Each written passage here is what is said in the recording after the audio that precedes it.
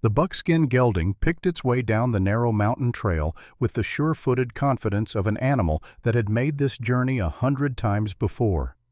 Spring had finally broken winter's grip on the high country, and the aspens were just beginning to show their first pale green. Ethan Blackwood sat easy in the saddle, his dark eyes scanning the terrain with the practiced vigilance of a man who had survived 15 years alone in the wilderness. He was 39 years old, though the mountains had carved him into something that looked both younger and older at once. His face was weathered dark from endless days under the high-altitude sun, lined deep around the eyes, from squinting across vast distances and harder winters than most men could imagine.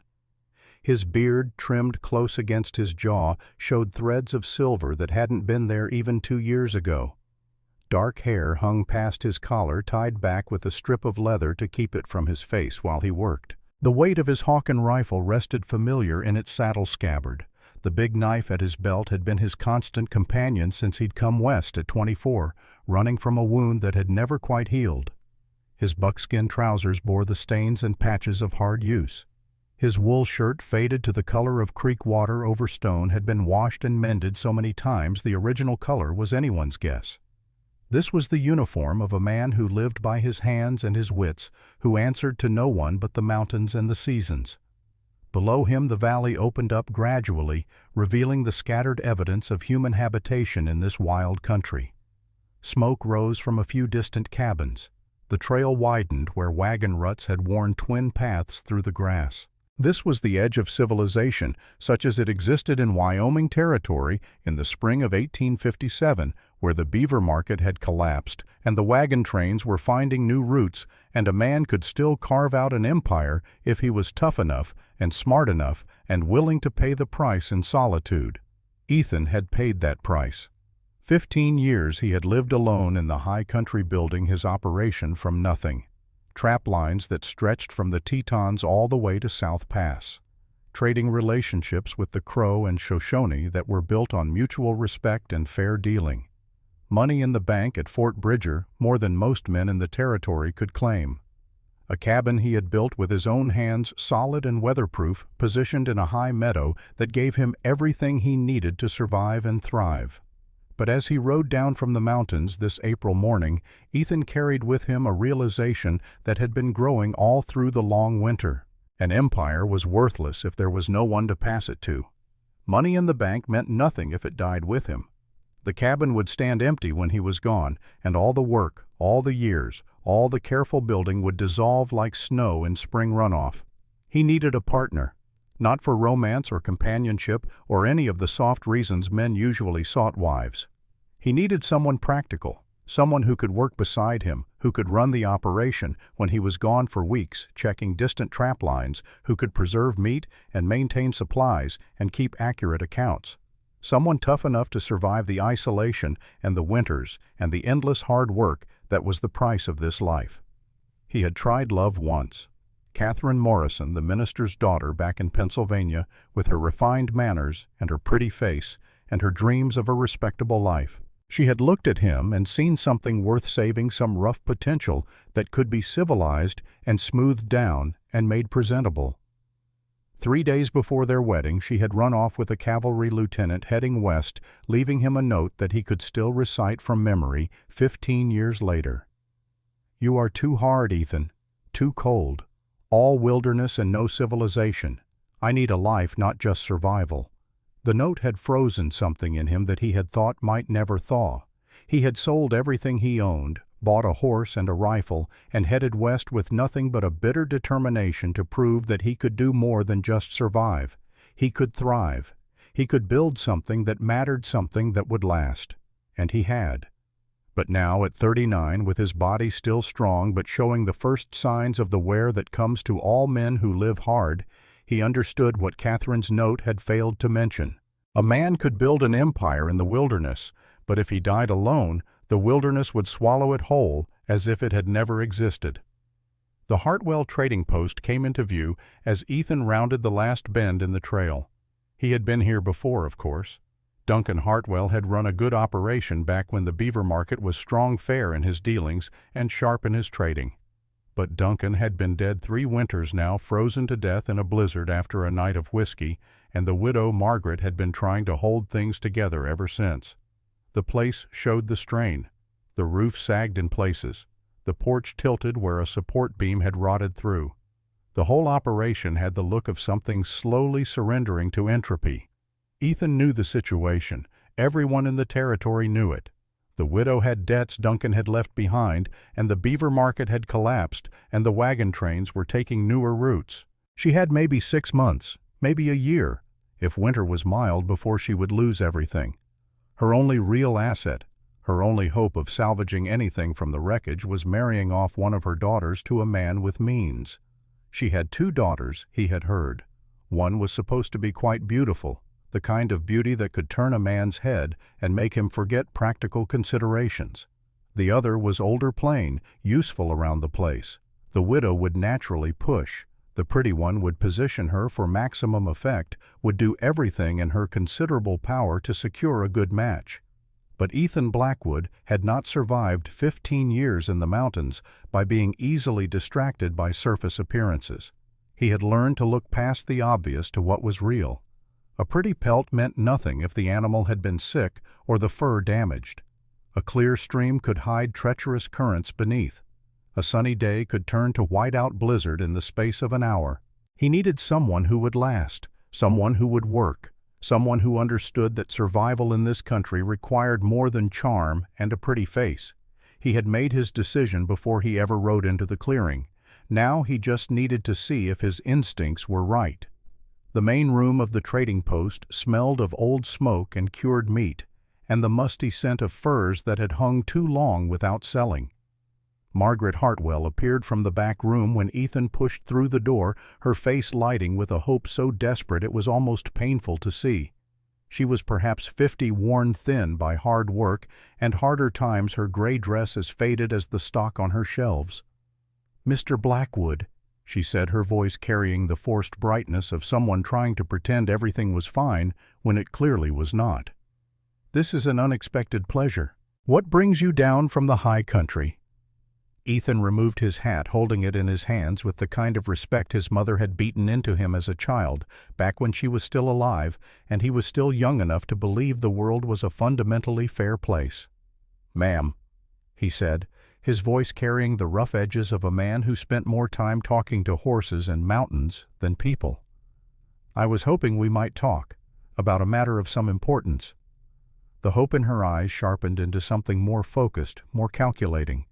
She gestured to the rough plank table near the fireplace. "Of course, please sit. Can I offer you coffee? We have some stew left from dinner." Coffee would be appreciated. As she busied herself with the pot, Ethan took the opportunity to study the room more carefully. The inventory was depleted gaps on the shelves where goods should have been. The account books lay open on a smaller table covered with numbers that told their own story of decline even from this distance. A few furs hung on the far wall, but they were last season's catch, unsold, probably unsellable at this point. Through the window he could see movement in the yard. 2 figures, both female, one moving with studied grace toward the main building, the other carrying an armload of split wood toward the storage shed. Margaret returned with 2 tin cups, the coffee strong and bitter in the way of frontier hospitality. She sat across from him, her hands wrapped around her own cup for warmth despite the mild spring air. "I understand," Ethan said without preamble, "that you have daughters of marrying age." Her breath caught just slightly, but he heard it.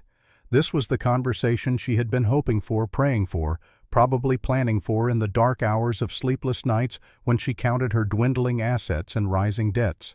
"I do," she said carefully. "2 daughters.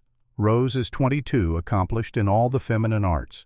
She sews beautifully, plays the fiddle, keeps a fine household. And Grace, my eldest, 26, who manages most of the practical affairs around the post." Ethan nodded slowly, filing the information away. Before he could respond, the door opened, and the figure he had seen through the window stepped inside. She was, he had to admit, genuinely beautiful. Blonde hair, the color of wheat in September, arranged in careful waves that must have taken considerable time to achieve. Eyes the blue of a high country lake in summer. a figure that even her simple calico dress could not entirely hide. She moved into the room with the kind of practiced grace that spoke of careful cultivation of hours spent learning to hold herself just so to tilt her head at the perfect angle to catch the light. This was Rose, the investment, the hope, the daughter who was supposed to save them all. "Oh!" she said, her voice carrying just the right mixture of surprise and pleasure. "Mother, you didn't mention we had a guest." "Rose, this is Mr. Ethan Blackwood. Mr. Blackwood, my daughter Rose." The girl executed a small curtsy that would not have been out of place in a St. Louis parlor. Her smile was warm and inviting, her eyes assessing him with the kind of calculation that a successful trader would recognize immediately. She was measuring his worth, categorizing his assets, determining his value as a potential husband with the same cold precision her father would have used to evaluate a pelt. "Mr. Blackwood," she said, "we've heard so much about your success in the high country. It must be terribly exciting living so wild and free." Margaret gestured for Rose to join them at the table, and the girl settled herself in the chair positioned to catch the best light from the window. It was all very carefully orchestrated, very deliberately staged.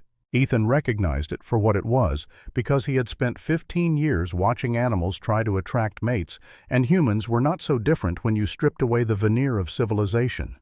"It's living," he said, his tone neutral. "Not much exciting about checking trap lines in January when it's 20 below and the wind cuts through you like a knife." Rose laughed as if he had said something clever. "Oh, but surely there must be adventures, encounters with wild animals or Indians or dangerous weather." "Indians are mostly just people trying to get by, same as anyone. Animals are dangerous if you're stupid around them, but mostly they want to be left alone. Weather is weather. You respect it, or it kills you." He saw the flicker of confusion in her eyes as his responses failed to match her expectations. This was not how this conversation was supposed to go. He was supposed to be charmed, flattered, gradually drawn in by her practiced performance. Margaret jumped in, trying to smooth over the awkwardness. "Rose is quite accomplished, Mr. Blackwood. She sews beautifully, as I mentioned. She can make a dress from scraps that would rival anything you'd see in Denver, and she plays the fiddle like an angel." "I'm sure she does," Ethan said, and meant it. The girl clearly had skills, clearly had value in the kind of life her mother envisioned for her. But those were not the skills Ethan needed. A man could not eat fiddle music when the meat was running low. A pretty dress would not keep the cabin warm when the blizzards came howling down from the high passes. His attention drifted to the window, and that was when he saw her. The other daughter, Grace. She emerged from behind the storage shed carrying an armload of split wood that would have been substantial even for a man. Her dress was the color of old smoke, faded and patched in multiple places, made for work rather than display. Her brown hair was pulled back in a simple braid that was half coming loose, strands escaping around her face. As she walked, he noticed the hitch in her gait, a slight drag of her right foot that spoke of an old injury, something permanent. She didn't glance toward the main building, or if she did, she gave no sign of it. She was focused on her task, moving with the kind of purposeful efficiency that came from years of hard work, from understanding that in this life the work was never truly done, and complaining about it changed nothing. Ethan watched as she stacked the wood with careful precision, testing each piece to ensure it would burn cleanly, arranging the pile for easy access. Small things, details that most people would never notice, but they spoke volumes to a man who had spent 15 years surviving on his own. This was someone who thought ahead, who planned, who understood that the small efficiencies added up over the course of a long winter to make the difference between comfortable survival and desperate struggle. "Who is that?" he asked, interrupting whatever Rose had been saying about her needlework. Margaret followed his gaze, surprise evident on her face. "Oh, that's Grace, my eldest daughter. She manages most of the practical affairs around the post, as I mentioned." "Grace," Ethan repeated, tasting the name. He watched her finish with the wood pile and turn back toward the storage shed, that permanent hitch in her gait, neither slowing her down nor appearing to cause her any evident distress. She had adapted to it, incorporated it into her movement, found a way to work despite the limitation. Tough, practical, uncomplaining. The words formed in his mind unbidden, but they felt right. He set down his coffee cup and looked directly at Margaret Hartwell. It was time to be clear about why he had come. "Ma'am," he said, "I appreciate the hospitality, and I appreciate you taking the time to speak with me. But I should be direct about my purpose." Margaret sat straighter, and beside her, Rose leaned forward slightly, her practiced smile never wavering. "I need a wife," Ethan continued, "not for romance or companionship. I need someone practical, someone who can work hard, who won't complain about rough living, who won't expect things I can't give. I've been asking around, and folks said you had daughters of marrying age." "We do indeed." Margaret said, her hand moving as if to gesture toward Rose. Ethan cut her off before she could complete the motion. "With all due respect to your household, ma'am, I'd like permission to court Grace." The silence that followed was so absolute that Ethan could hear the wind moving through the pine trees outside, could hear the distant call of a crow, could hear his own heartbeat steady in his chest. He kept his eyes on Margaret, his expression calm and certain, giving her time to process what he had just said. Margaret's face went blank with shock. Beside her, Rose's practiced smile froze, then cracked, then shattered into something ugly and raw before she managed to school her features back into something resembling composure. Her face flushed red, then white, as the implication sank in. This was not supposed to happen. This was not the plan. Outside, perhaps 20 feet from the window, Grace had frozen mid-step. She stood there, wood chips still clinging to her dress, strands of hair stuck to her forehead with sweat, one hand unconsciously rubbing her bad leg as if it ached from the work. Her gray eyes, the color of storm clouds over the mountains, had gone wide with something that looked less like joy or excitement and more like pure confusion. Ethan stood, his movements deliberate and unhurried. He walked to the door, opened it, and stepped out into the spring sunlight. Grace remained where she was, watching him approach with the wary stillness of an animal that has been trapped before and learned caution. He stopped a respectful distance away, near enough to speak without shouting, far enough to give her space to breathe. Up close, he could see the birthmark on her left cheek, roughly the size and shape of a thumbprint, dark against her pale skin. Could see the work-roughened state of her hands, the dirt under her nails, the way her dress hung loose on a frame that had probably been fuller once before hard times and harder work had worn her lean. She was not beautiful in the way Rose was beautiful. There was no artful arrangement, no practiced grace, no cultivated charm. But there was something in the way she held herself, in the directness of her gaze as she looked at him, that struck him as more real than anything he had seen in that carefully staged scene inside the trading post. "Grace," he said, and watched her flinch slightly at her name spoken in his rough voice, "I'd like permission to court you if you're agreeable." She stared at him for a long moment, her expression unreadable. Then she spoke, and her voice came out harder than she probably intended, sharp, with years of being overlooked, of being second choice, of being useful, but not wanted. "Why?" It was a fair question. It deserved an honest answer. "Because you're practical," he said. "Because you work hard, and you don't quit. Because you stack wood like someone who thinks ahead about winter even in spring. Because you don't expect things that can't be had." He paused, searching for the right words, and settled on the simplest truth he could offer. "Because you're real. Not playing a part. Just real."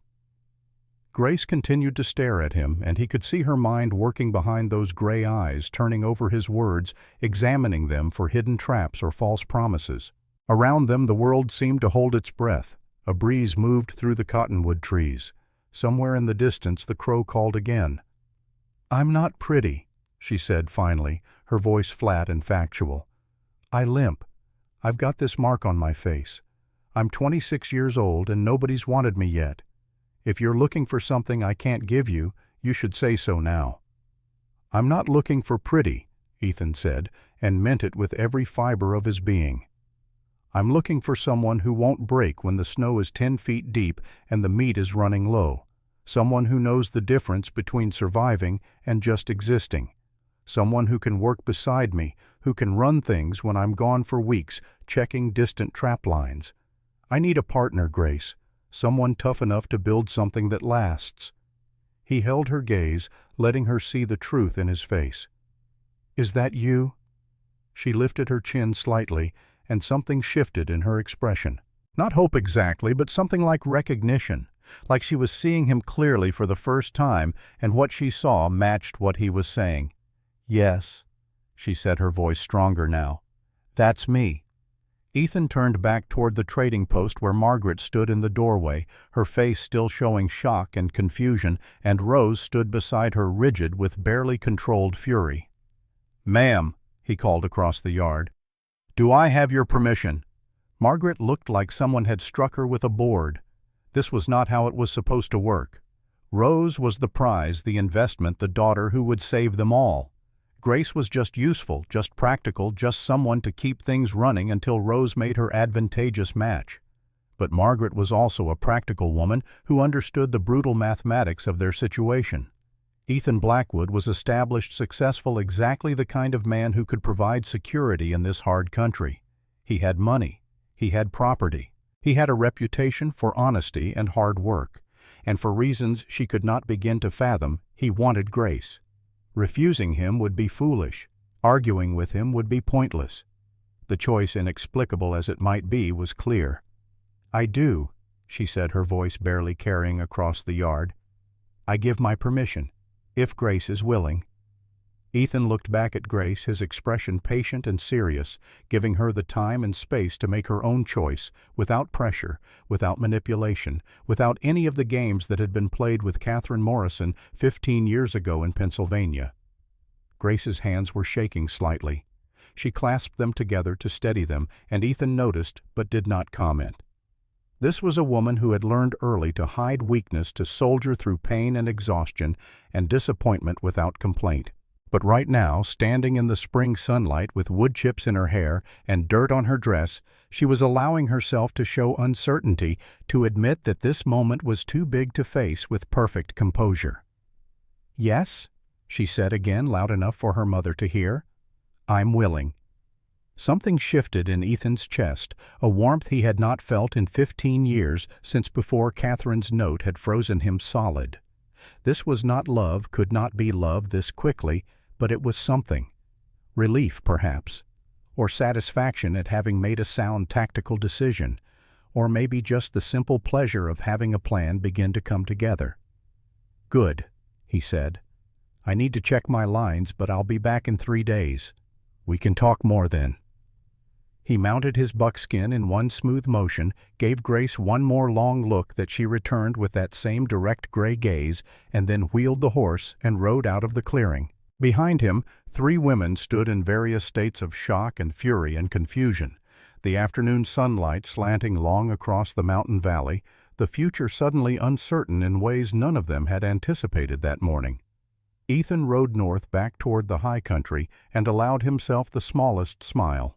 He had made his choice. Now came the work of seeing if it would hold.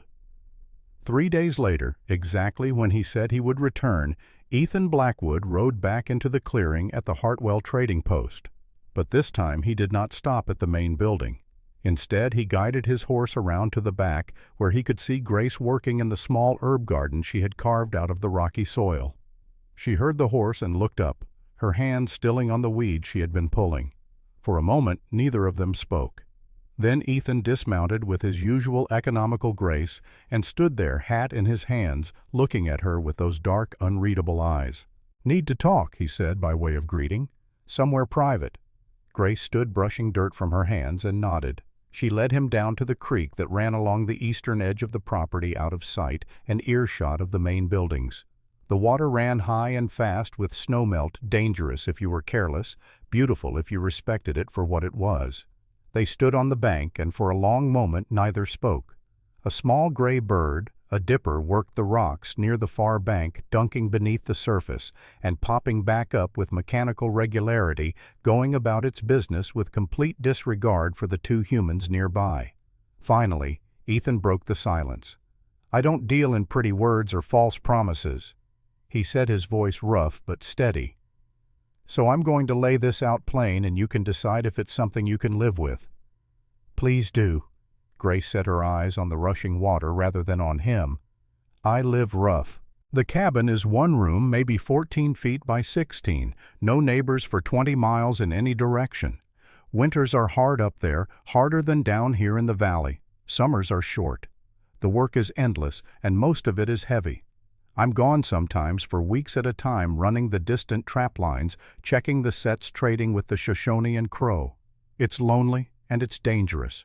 Bears, wolves, mountain lions, storms that come up out of nowhere and can kill you if you're not prepared. One mistake, one moment of carelessness, and you're dead."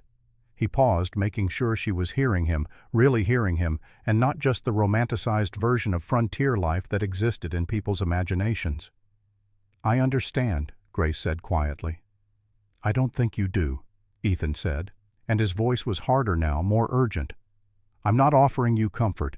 I'm not offering you safety. I'm barely offering you survival. The cabin is solid. I built it myself, but it's still just one room with one bed and one stove and supplies that have to last 6 months at a stretch. There's no society up there, no other women to visit, with no church socials or quilting bees or any of the things women are supposed to want. There's just work and mountains and silence." Grace finally turned to look at him, and her gray eyes were steady and clear. "What are you offering?" Ethan met her gaze without flinching. "Partnership, respect, honesty. A share in what I've built, real ownership, not just being a wife in name. Protection the best I can give it, though I can't promise you'll always be safe because nothing is safe out here." He took a breath, and what came next was clearly harder for him to say. "But I can't offer you love. Won't lie and say I can. I gave that once to a woman back in Pennsylvania, and it near about killed me when she threw it back in my face. Something froze in me that winter, and I don't know if it'll ever thaw, so I can promise you loyalty, fidelity, partnership, a decent life if you're willing to work for it.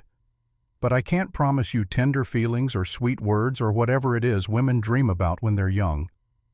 The water rushed past, cold and clear and indifferent to human concerns. Grace was quiet for so long that Ethan began to think she might just walk away, might decide that honesty was too harsh a foundation for marriage, that she deserved better than a man who could not promise to love her. When she finally spoke, her voice was low but firm, each word chosen with care. "I've been invisible my whole life, Mr. Blackwood. My mother loves Rose more, though she'd never say it out loud. Every man who's ever come through the trading post has looked past me to get to my sister. I've made my peace with being second choice, third choice, no choice at all. I learned a long time ago that when the sun decides who to shine on, shadow is where you learn to make your home. And I've made a good home there in that shadow, useful, capable, unseen." She turned to face him fully now, and he saw something in her eyes that he recognized because he carried the same thing in his own soul. "So you being honest about not loving me, that doesn't hurt, Mr. Blackwood. I've lived 26 years without being loved for anything except my usefulness. What would hurt is you pretending something you don't feel, building a life on lies that would eventually crumble. Real is enough. Real is more than I expected." Ethan looked at her, really looked at her, and felt something shift in his chest. This woman was tougher than he had given her credit for. She had been tested by life in ways that left scars, but she had not broken, had not grown bitter, had simply adapted, had found a way to survive with her dignity intact. "You're stronger than you look," he said. "Have to be," Grace replied. "Weak things don't last long in this country." "No," he agreed. "They don't." He shifted his weight, suddenly uncomfortable in a way he rarely felt. This next part was harder, more vulnerable, but fairness demanded it. "You should know," he said slowly. "The woman I mentioned, from Pennsylvania. Her name was Catherine Morrison, minister's daughter. I was 22, working in the coal mines, trying to save enough to buy a piece of land and make something of myself. She was pretty and educated, and I thought she saw something in me worth saving." He stared at the rushing water, seeing not the creek, but a church in Pennsylvania, a young woman in a white dress, himself in his one good suit that still smelled of the camphor they had packed it in. We courted for a year. Her father approved because I was steady, showed up to church, didn't drink much. We planned a life. Nothing fancy, just a small farm, maybe some children eventually, a decent, respectable existence. 3 days before the wedding, she left town with a cavalry lieutenant heading west. Left me a note saying I was too hard, too cold, that I was all wilderness and no civilization, that she needed a life and not just survival. Grace listened without interrupting, and Ethan was grateful for that. These were not words he had spoken aloud to anyone, not in 15 years. That note, he continued, it froze something in me. Killed something, maybe. I sold everything I had and came west with nothing but a horse and a rifle and a determination to prove I could do more than just survive. Built my operation from nothing. Made money. Made a name. Proved she was wrong about at least some of it. He finally looked at Grace again. But she was right about the rest. I am hard. I am cold. I am wilderness with no civilization to soften the edges. That's not going to change. If you're hoping to fix me or gentle me or turn me into something else, you should know now it won't work. This is what I am. Grace considered this for a long moment, her expression thoughtful. I'm not looking to fix you, Mr. Blackwood. I learned a long time ago that people are what they are. All we can do is decide if what they are is something we can live with. And can you live with what I am? Can you live with what I am? A plain woman with a limp and a birthmark who'll never be beautiful, who's too old to have a lot of children, who knows how to work, but not how to charm. I already told you, Ethan said. That's exactly what I'm looking for. Then yes, Grace said. I can live with what you are. If you can keep being honest with me, if you can treat me like a partner and not property, if you can respect me even when you don't love me, I can do that? Then I'm still willing. Ethan nodded slowly, feeling the weight of this commitment settling over him like a familiar coat. This was happening. This was real. He reached into his shirt and pulled out a small piece of paper folded carefully, the edges worn from being carried against his chest for 3 days. He held it out to her. Read that when you're alone, he said. I'm better at writing things down than saying them out loud. Then, before she could respond, he turned and walked back to where his horse waited, mounted up and rode out of the clearing without looking back. Grace stood by the rushing creek, holding the folded paper in her dirt-stained hands, her heart beating faster than it had any right to. She waited until the sound of hoofbeats had faded completely before she unfolded it with trembling fingers. The handwriting was rough, the letters formed with obvious effort by a man more accustomed to tallying pelts than writing personal correspondence. But the words were clear. Your absence bothers me more than your presence should. I don't understand it, but it's true. E.B. Grace read it 3 times. Then she folded it carefully, pressed it against her heart, and walked back to the trading post, with something that felt dangerously close to hope blooming in her chest for the first time in longer than she could remember. The courting period that followed was unlike anything Grace had ever imagined, though in fairness she had stopped imagining courtship years ago. Ethan came by every few days, always with a purpose, never just to visit for the sake of visiting. He would bring meat from a successful hunt, or check if they needed supplies from Fort Bridger, or help repair something that required strength and skill Margaret could not provide. He was not romantic, but he was reliable as sunrise. They fell into a pattern of working side by side, talking while their hands were busy with practical tasks. He would split wood while she hung laundry. She would pack supplies while he checked the fittings on his saddle. Conversation came easier when there was work to occupy the awkward spaces. He told her about life in the high country, about the rhythms of the seasons that governed everything, about the isolation that could drive some men mad, but had made him sane. She told him about managing the trading post, about the tricks of preserving food through winter, about the medicinal uses of plants that grew wild in the mountains and valleys. One afternoon she showed him a patch of yarrow she had been cultivating behind the storage shed. He crouched down to examine it, his rough hands surprisingly gentle as he touched the leaves. "You know a lot about plants," he observed. "Where'd you learn it?" "Books, mostly. My father had some old medical texts, and I puzzled out the Latin names well enough. And Morningstar, she works for my mother sometimes. She's half Shoshone. She knows more about healing plants than any white doctor I've ever met." "You read Latin?" He sounded genuinely surprised. "Some. Enough to work out the meanings. Father taught both of us, me and Rose. She hated it. I didn't mind." "What else do you like?" The question caught her off guard. Nobody had asked her that in years. What did she like? She had to think about it. "Growing things," she said slowly. "Watching them come up from nothing. Solving problems, figuring out how to make things work better. Making order out of chaos. What about you?" Ethan thought about it for a moment, his expression serious. "Silence," he said finally. "Mountains. Watching weather roll in across the peaks, seeing the patterns, knowing what's coming. A good horse that knows its business, coffee strong enough to fight back." Grace laughed, quick and surprised, and the sound felt strange in her throat. She so rarely laughed these days, had almost forgotten how. Ethan looked at her when she laughed, really looked at her, and something in his weathered face softened just slightly. "You should do that more," he said quietly. "Laugh. It suits you." The words settled around Grace like a warm shawl on a cold evening. Nobody had ever told her that anything suited her before. The gifts started appearing without explanation or fanfare.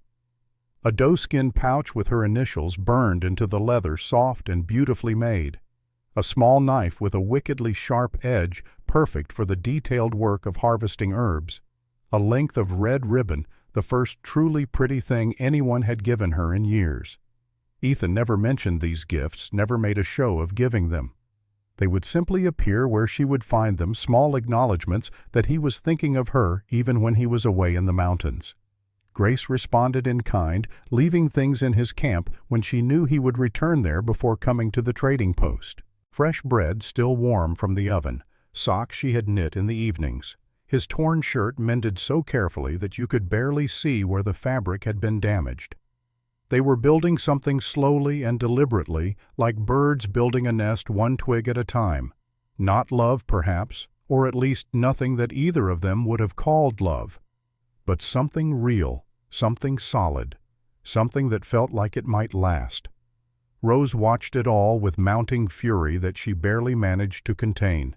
She started making comments, small poisonous observations delivered with a sweet smile that did not reach her eyes. "I suppose Grace is just his type. Sturdy, practical, like a good plow horse." Or, "I hear mountain men don't expect much. Lucky for some people." Grace absorbed these barbs in silence, finding it easier to ignore them than to engage. But she noticed that Ethan's face grew progressively harder each time Rose opened her mouth, his jaw tightening in a way that suggested he was choosing his silence very deliberately.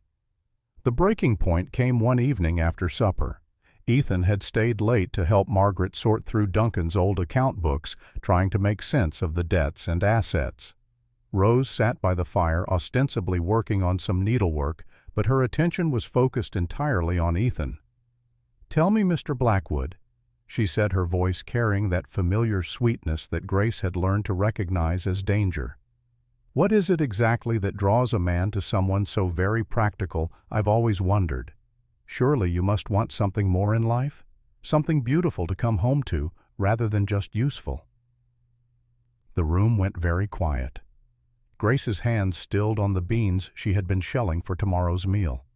Margaret looked horrified, recognizing too late where this was heading. But Ethan's face remained perfectly calm, almost gentle, which somehow made his response hit even harder. "Beauty," he said slowly, deliberately, "is like a fancy knife. Looks real good hanging on the wall where people can admire it. But when you actually need to cut something, when the work has to be done, you want a blade that works. Something with a good edge, proper balance weight, you can feel in your hand. Something you can depend on when it matters." He returned his attention to the account books, dismissing Rose as if she had become irrelevant mid-conversation. "I'll take dependable over decorative every single time." Rose's face went white, then flushed deep red. She stood abruptly, mumbled something about a headache, and fled to the room she shared with Grace. Margaret followed quickly, leaving Grace and Ethan alone in the fire-lit room for the first time. The silence stretched out comfortable, rather than awkward. Outside, a coyote called from somewhere in the darkness. The fire popped and settled, sending up a small shower of sparks. "You didn't have to do that," Grace said quietly. "Wasn't defending you," Ethan replied, not looking up from the numbers he was reviewing. "Was stating a fact." He closed the account book with deliberate care and looked at her directly. "Your mother is deep in debt. Duncan left behind obligations he never mentioned to her. The post won't last another winter without a miracle or an infusion of cash she doesn't have." "I know," Grace said. "She was counting on Rose to marry well, to save them all." "I know that too.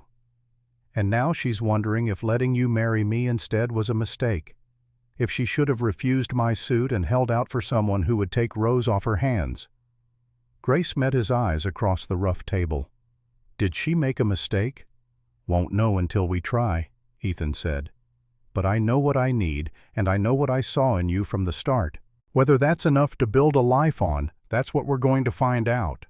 He stood moving closer, and they were suddenly more alone than they had ever been. Properly alone with no one watching, no performance required. The fire cast dancing shadows on the log walls.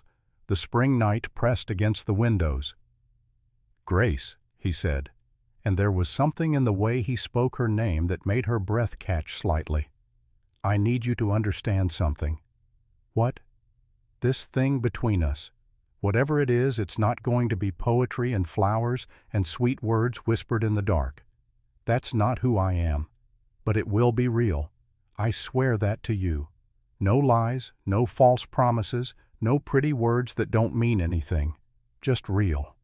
Grace felt her throat tighten with emotion she could not quite name. "That's enough," she whispered. "Real is enough. Real is more than enough." Ethan reached out slowly, giving her plenty of time to pull away if she wanted to. His rough hand took hers, his palm calloused from years of hard work, warm and strong and careful. He held her hand like it was something valuable, something worth protecting.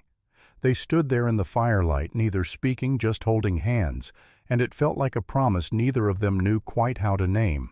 Not love, not yet, but something that might grow into love if they tended it carefully, if they gave it time and honesty and room to breathe. 2 weeks later, on a bright morning in June, when the wildflowers were beginning to bloom in the mountain meadows, a traveling preacher came through the valley. His name was Reverend Stone, a circuit rider who moved from settlement to settlement, bringing religion to people who had neither the time nor the resources for churches and full-time ministers. Ethan heard about it at Fort Bridger, where he had gone to trade some early-season pelts. He immediately saddled his horse and rode hard for the Hartwell trading post, arriving in the early afternoon with his horse lathered from the pace. He found Grace in her herb garden on her knees in the dirt, carefully transplanting seedlings from a cold frame to the main bed. She looked up at the sound of hoofbeats, shading her eyes against the sun. Ethan dismounted and walked over to her hat in his hands, his face serious. "Preacher's in the valley," he said without preamble. "Man named Stone. He'll be moving on tomorrow morning, heading up toward the mining camps. We could marry today if you're willing." Grace's breath caught. She sat back on her heels, her dirty hands forgotten, staring up at him. "Today? Tomorrow he'll be gone. Won't be another preacher through here for months, maybe longer. Could be fall before we get another chance." He paused, his dark eyes searching her face. "But if you need more time, if you're not ready, I can wait. This is your choice, Grace. Right up until the words are said, you can change your mind. I won't hold it against you."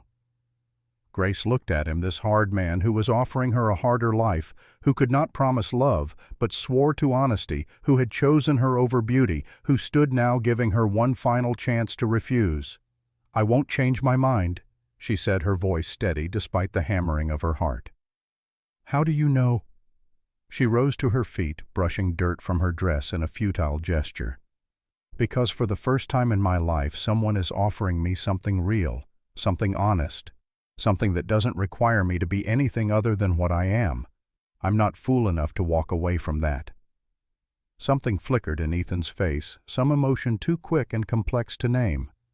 "1 hour," he said. "I'll tell the preacher. Get yourself ready however you want to be ready." He turned to leave, then stopped and looked back at her.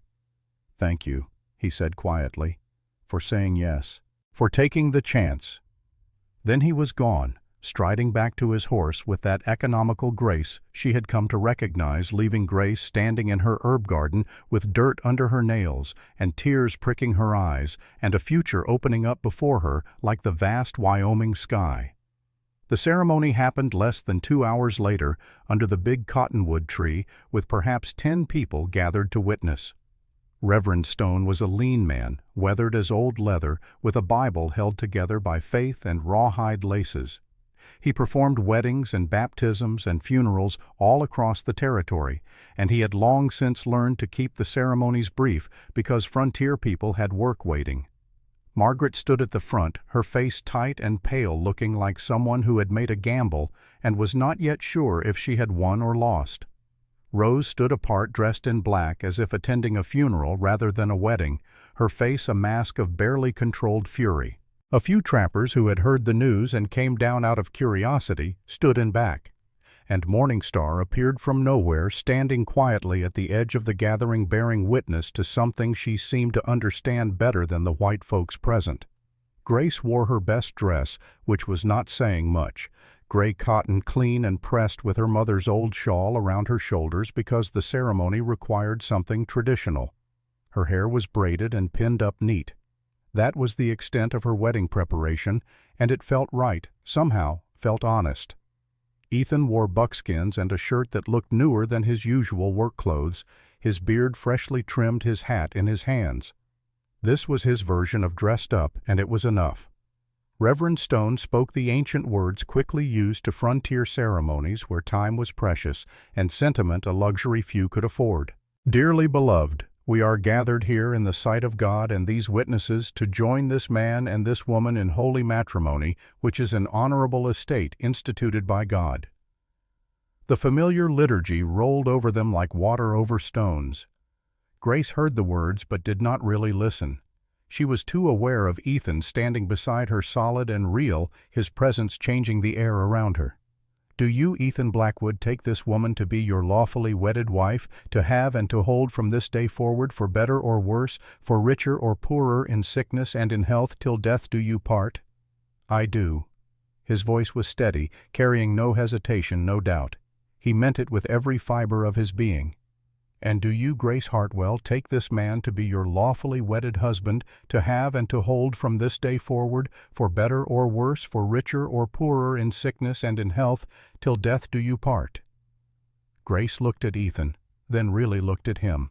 His dark eyes met hers, and in them she saw something that felt more valuable than love. She saw choice, decision, certainty. He had chosen her knowing full well what he was getting. No illusions, no fantasies, just her exactly as she was.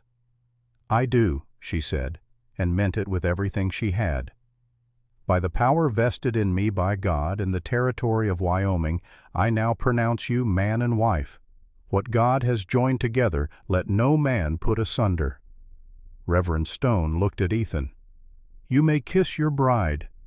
Ethan hesitated for just a fraction of a second. Then he leaned down his hand, coming up to cup her jaw with surprising gentleness, and kissed her. It was brief, almost formal, but his lips were warm and his hand on her face was careful, like she was something that mattered, something worth protecting. When he pulled back, something in his eyes had shifted, had opened slightly, and Grace felt the world tilt and resettle into a new configuration. They signed the record book, Ethan's signature bold and clear, Grace's smaller but equally steady. The trappers passed around a bottle of whiskey and offered rough congratulations. Margaret hugged Grace briefly and whispered, "Be good to him," which was as close to a blessing as Grace was going to receive. Rose had already disappeared, unable even to stay for the signing of the certificate. And then it was done.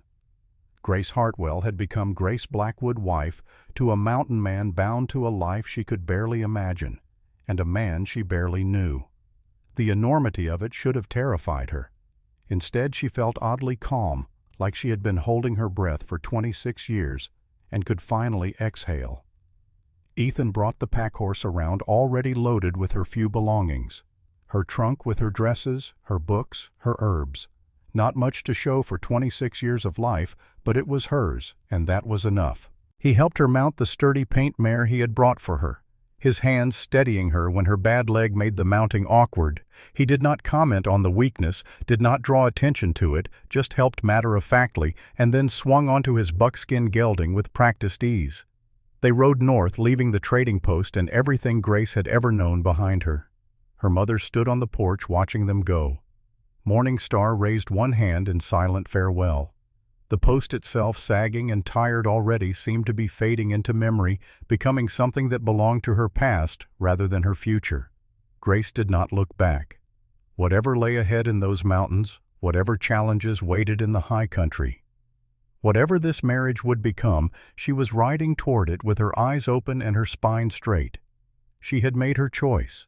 Now came the work of seeing it through. The trail climbed steadily as they rode north, following creek beds and game paths that only someone who knew this country intimately could navigate. The valley fell away behind them, the trading post shrinking to insignificance, then disappearing entirely as the pine forest thickened around them. The air grew cooler with each mile of elevation, gained cleaner, somehow sharp with the scent of pine resin and the last patches of melting snow that lingered in the deep shadows. Grace followed behind Ethan's buckskin, her paint mare proving sure-footed and steady despite the unfamiliar rider. They did not talk much. There was nothing that needed saying, and Grace was grateful for the silence, grateful for the time to let the magnitude of what she had just done settle over her like dust after a windstorm. She was married. She was Grace Blackwood, now wife to a man she barely knew, heading into country she had never seen, to a life she could only imagine in the vaguest terms. Every rational part of her mind insisted this was madness, that she should have asked for more time, that she should have demanded more information before binding herself to this hard man and his harder life. But the irrational part, the part that had said yes in her herb garden and yes again under the cottonwood tree, felt something close to peace. For the first time in her 26 years, she was not invisible. Someone had chosen her not for what she might become or what she could provide, but for exactly what she was.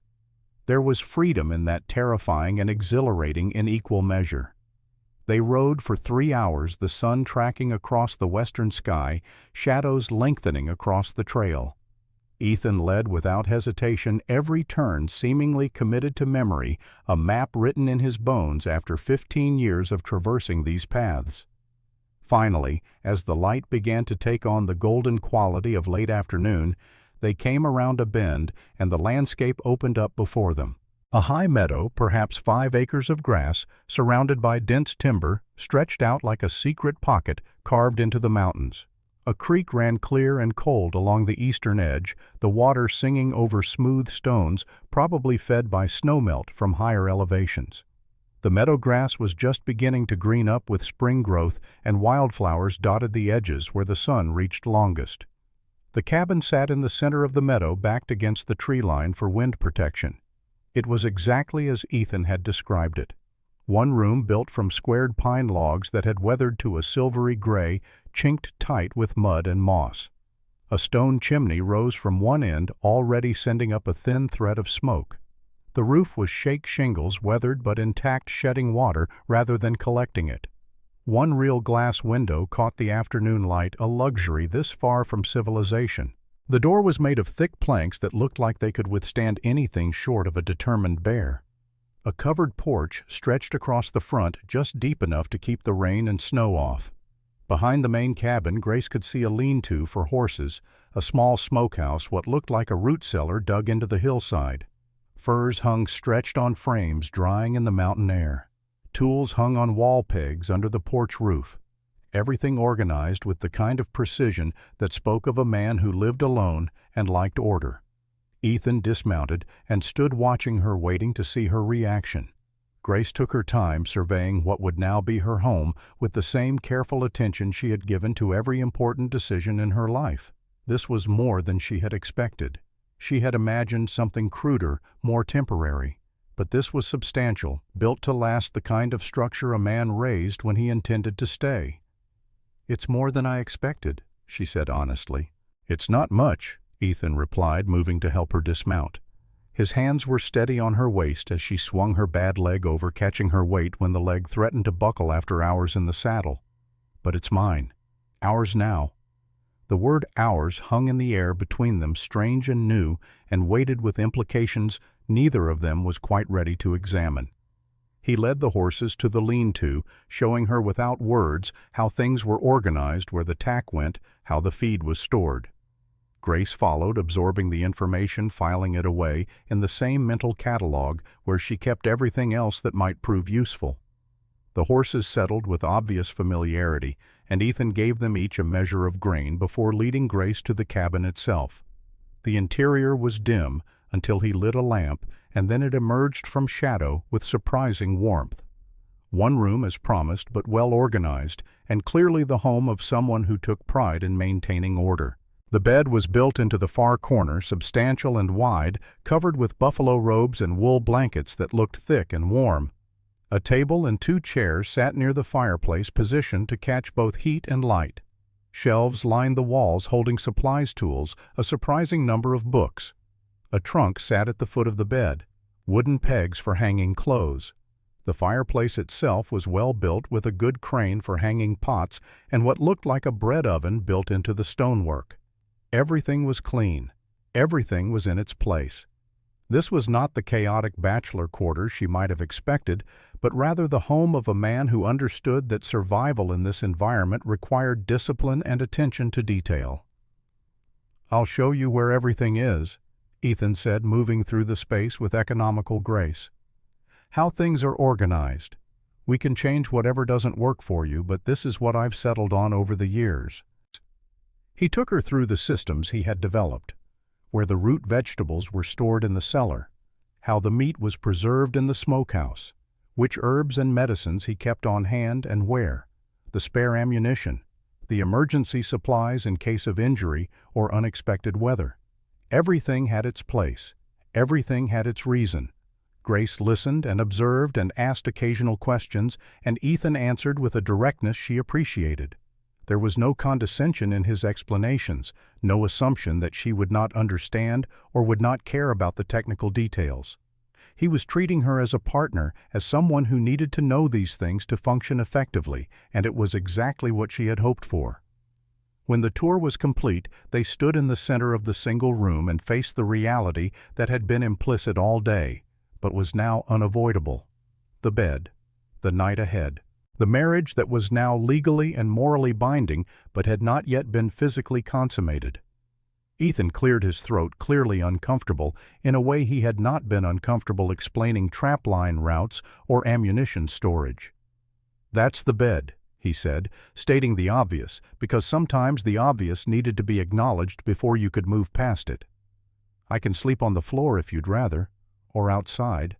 Won't be the first time I've slept under the stars."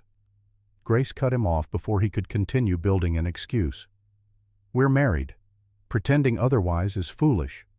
His jaw worked as he considered her words. "Grace, I don't expect anything. We talked about this. I know what I said, what I promised. You don't owe me anything just because we said words in front of a preacher. I know what you expect and don't expect. We've been clear about that from the start. But this is a small cabin, and winter will come eventually, and sharing a bed is practical. It doesn't have to mean anything more than that, unless you want it to." Ethan studied her face, looking for something. Whatever he was seeking, he apparently found it because he nodded slowly. "All right, if you're comfortable with it." "I'm comfortable with being practical," Grace replied.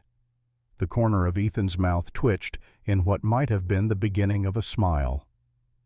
"I'm starting to notice that about you." They settled into an awkward routine for the rest of that first day. Grace made supper from the supplies Ethan had on hand, venison stew, because it seemed safe, and she knew how to make it well. The meat was high quality, properly preserved, and she found herself pleased with the state of his stores. Ethan clearly knew how to provide for himself and would not expect her to work miracles with inadequate supplies. They ate mostly in silence, both exhausted from the long day and the emotional weight of the changes they had set in motion. When full darkness came, and they could no longer avoid it, they faced the inevitable reality of the bed. Ethan banked the fire for the night while Grace changed into her nightdress behind a blanket he had hung across one corner without being asked, a small gesture of privacy that she appreciated more than she could express. Then she climbed into the bed, staying as far to one side as possible, leaving him plenty of room. The buffalo robes were soft against her skin, the wool blankets heavy and warm.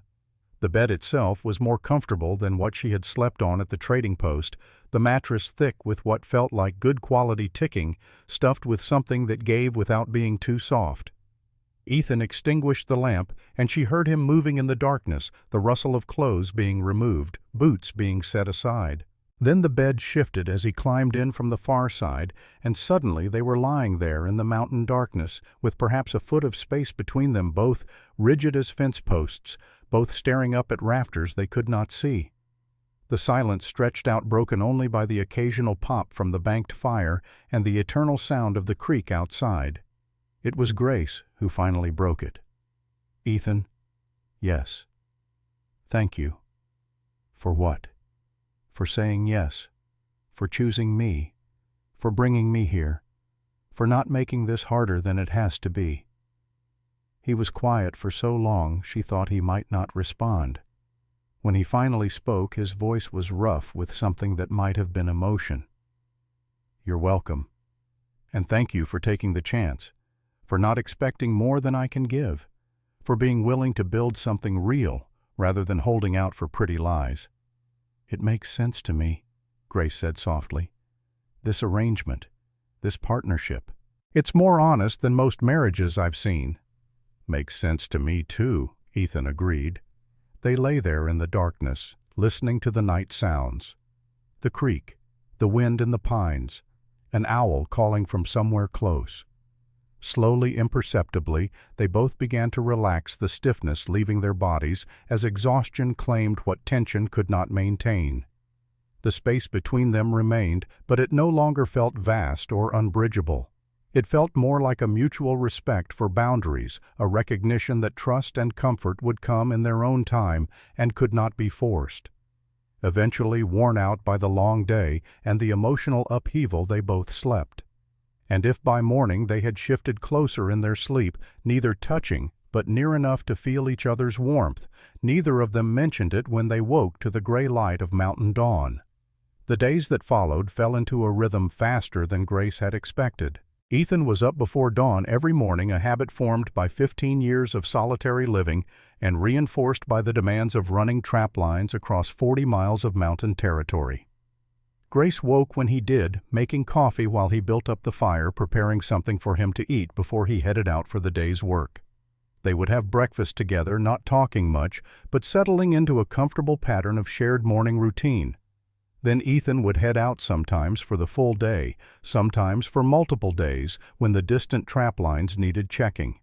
Grace would spend her days learning the rhythms of this new life, organizing the cabin to accommodate her presence, tending the small garden plot Ethan had carved out of the meadow, working on the endless tasks that mountain living required.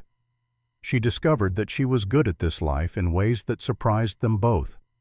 The isolation did not bother her. The work was hard, but no harder than what she had done at the trading post. And here she had the satisfaction of knowing she was building something that belonged to her as much as to Ethan. The cabin began to show small signs of her presence. Herbs hung drying from the rafters. The account books, which Ethan had kept in a rough but functional fashion, were reorganized with her more precise hand.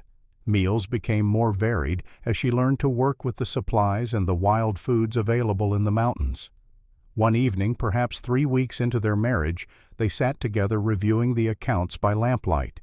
Ethan had been explaining his trading system, the relationships he had built with various Shoshone and Crow bands, the economics of the fur trade in an era when beaver was no longer king, but other pelts still commanded decent prices if you knew where to sell them. "You keep better books than I ever did," Ethan observed, studying her neat columns of figures. "You keep better trap lines than most men could manage," Grace replied, turning the compliment back to him. He looked at her with something that might have been surprise, or perhaps just recognition that she understood what he did and respected the skill it required. In that moment, Grace felt something shift between them, some small increment of trust being added to the foundation they were building. The partnership was working. They were good together in a way that had nothing to do with romance and everything to do with complementary skills and mutual respect. But Grace knew that frontier life was never stable for long, that challenges would come, and the real test of their arrangement would be how they handled those challenges together. The first serious test came in the form of Buck Hendricks. Hendricks was a trapper who worked territory adjacent to Ethan's, a man in his mid-40s who was missing 2 fingers on his left hand from some long-ago accident. He had a reputation for being territorial and mean, especially when he had been drinking, which was more often than not. Ethan had mentioned him in passing, describing him as someone to be wary of, but not particularly worried about just another difficult neighbor in a country where neighbors were rare enough that you learned to tolerate their rough edges. Grace was hanging laundry in the yard, taking advantage of a sunny morning to wash the bedding when she heard horses approaching. 2 riders moving with the kind of deliberate pace that suggested they were not just passing through. She straightened, shading her eyes against the sun, watching as they came into the clearing.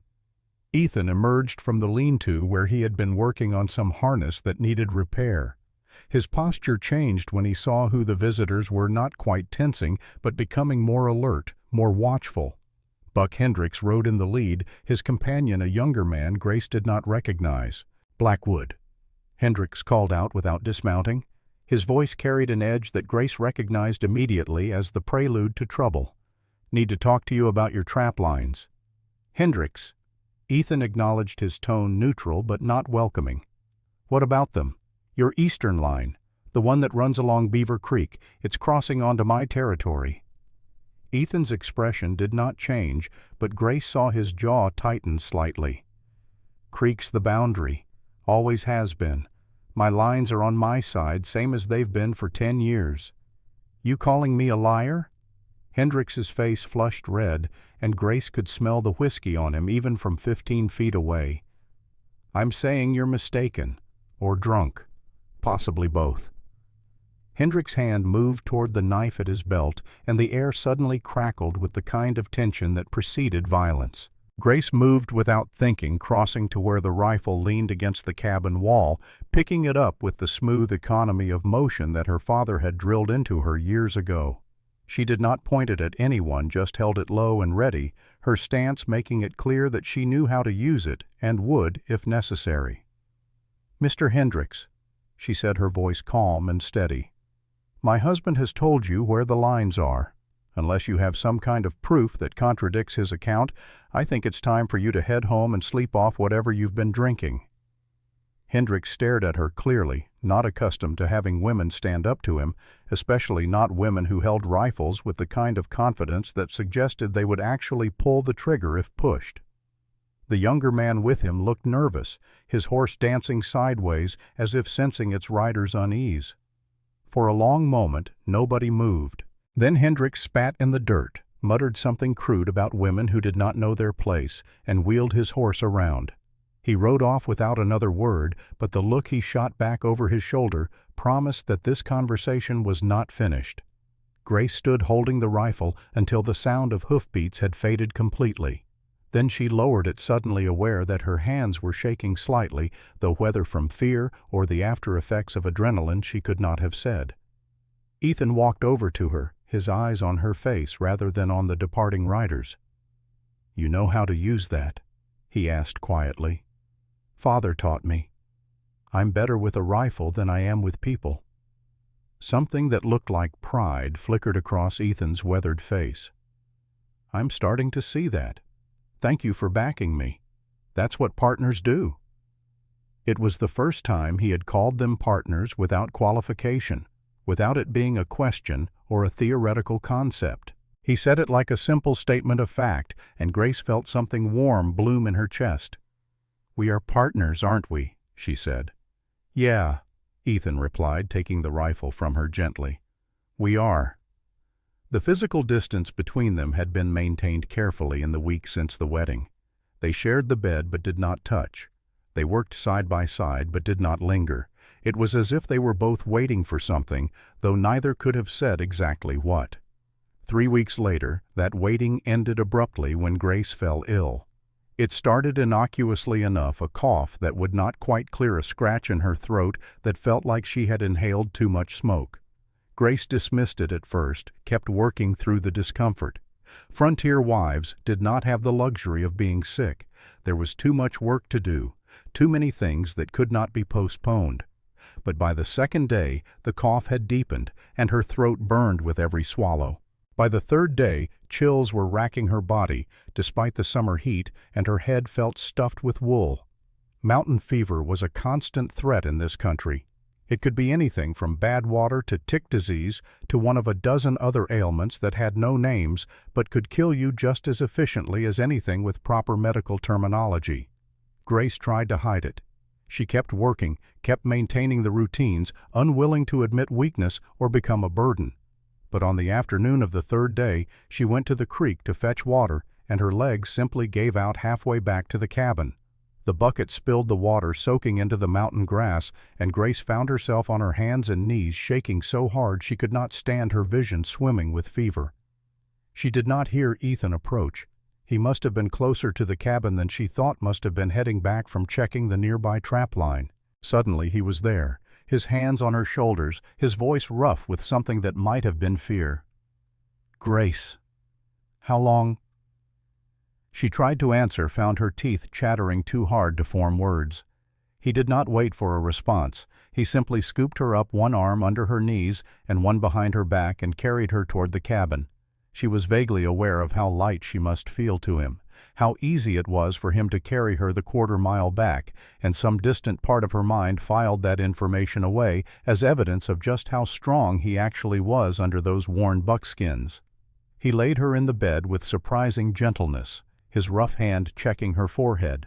When he pulled it back, his expression was grim. "You're burning up. How long have you been sick?" "Few days," Grace managed through chattering teeth. His jaw clenched hard enough that she could see the muscle jump. "You should have told me." "Didn't want to be burden." "You're not a burden." The words came out fierce, almost angry. "You're my wife. That means I take care of you when you're sick. Do you understand me?" Grace managed to nod, though she was not sure she understood anything except that she was colder than she had ever been in her life.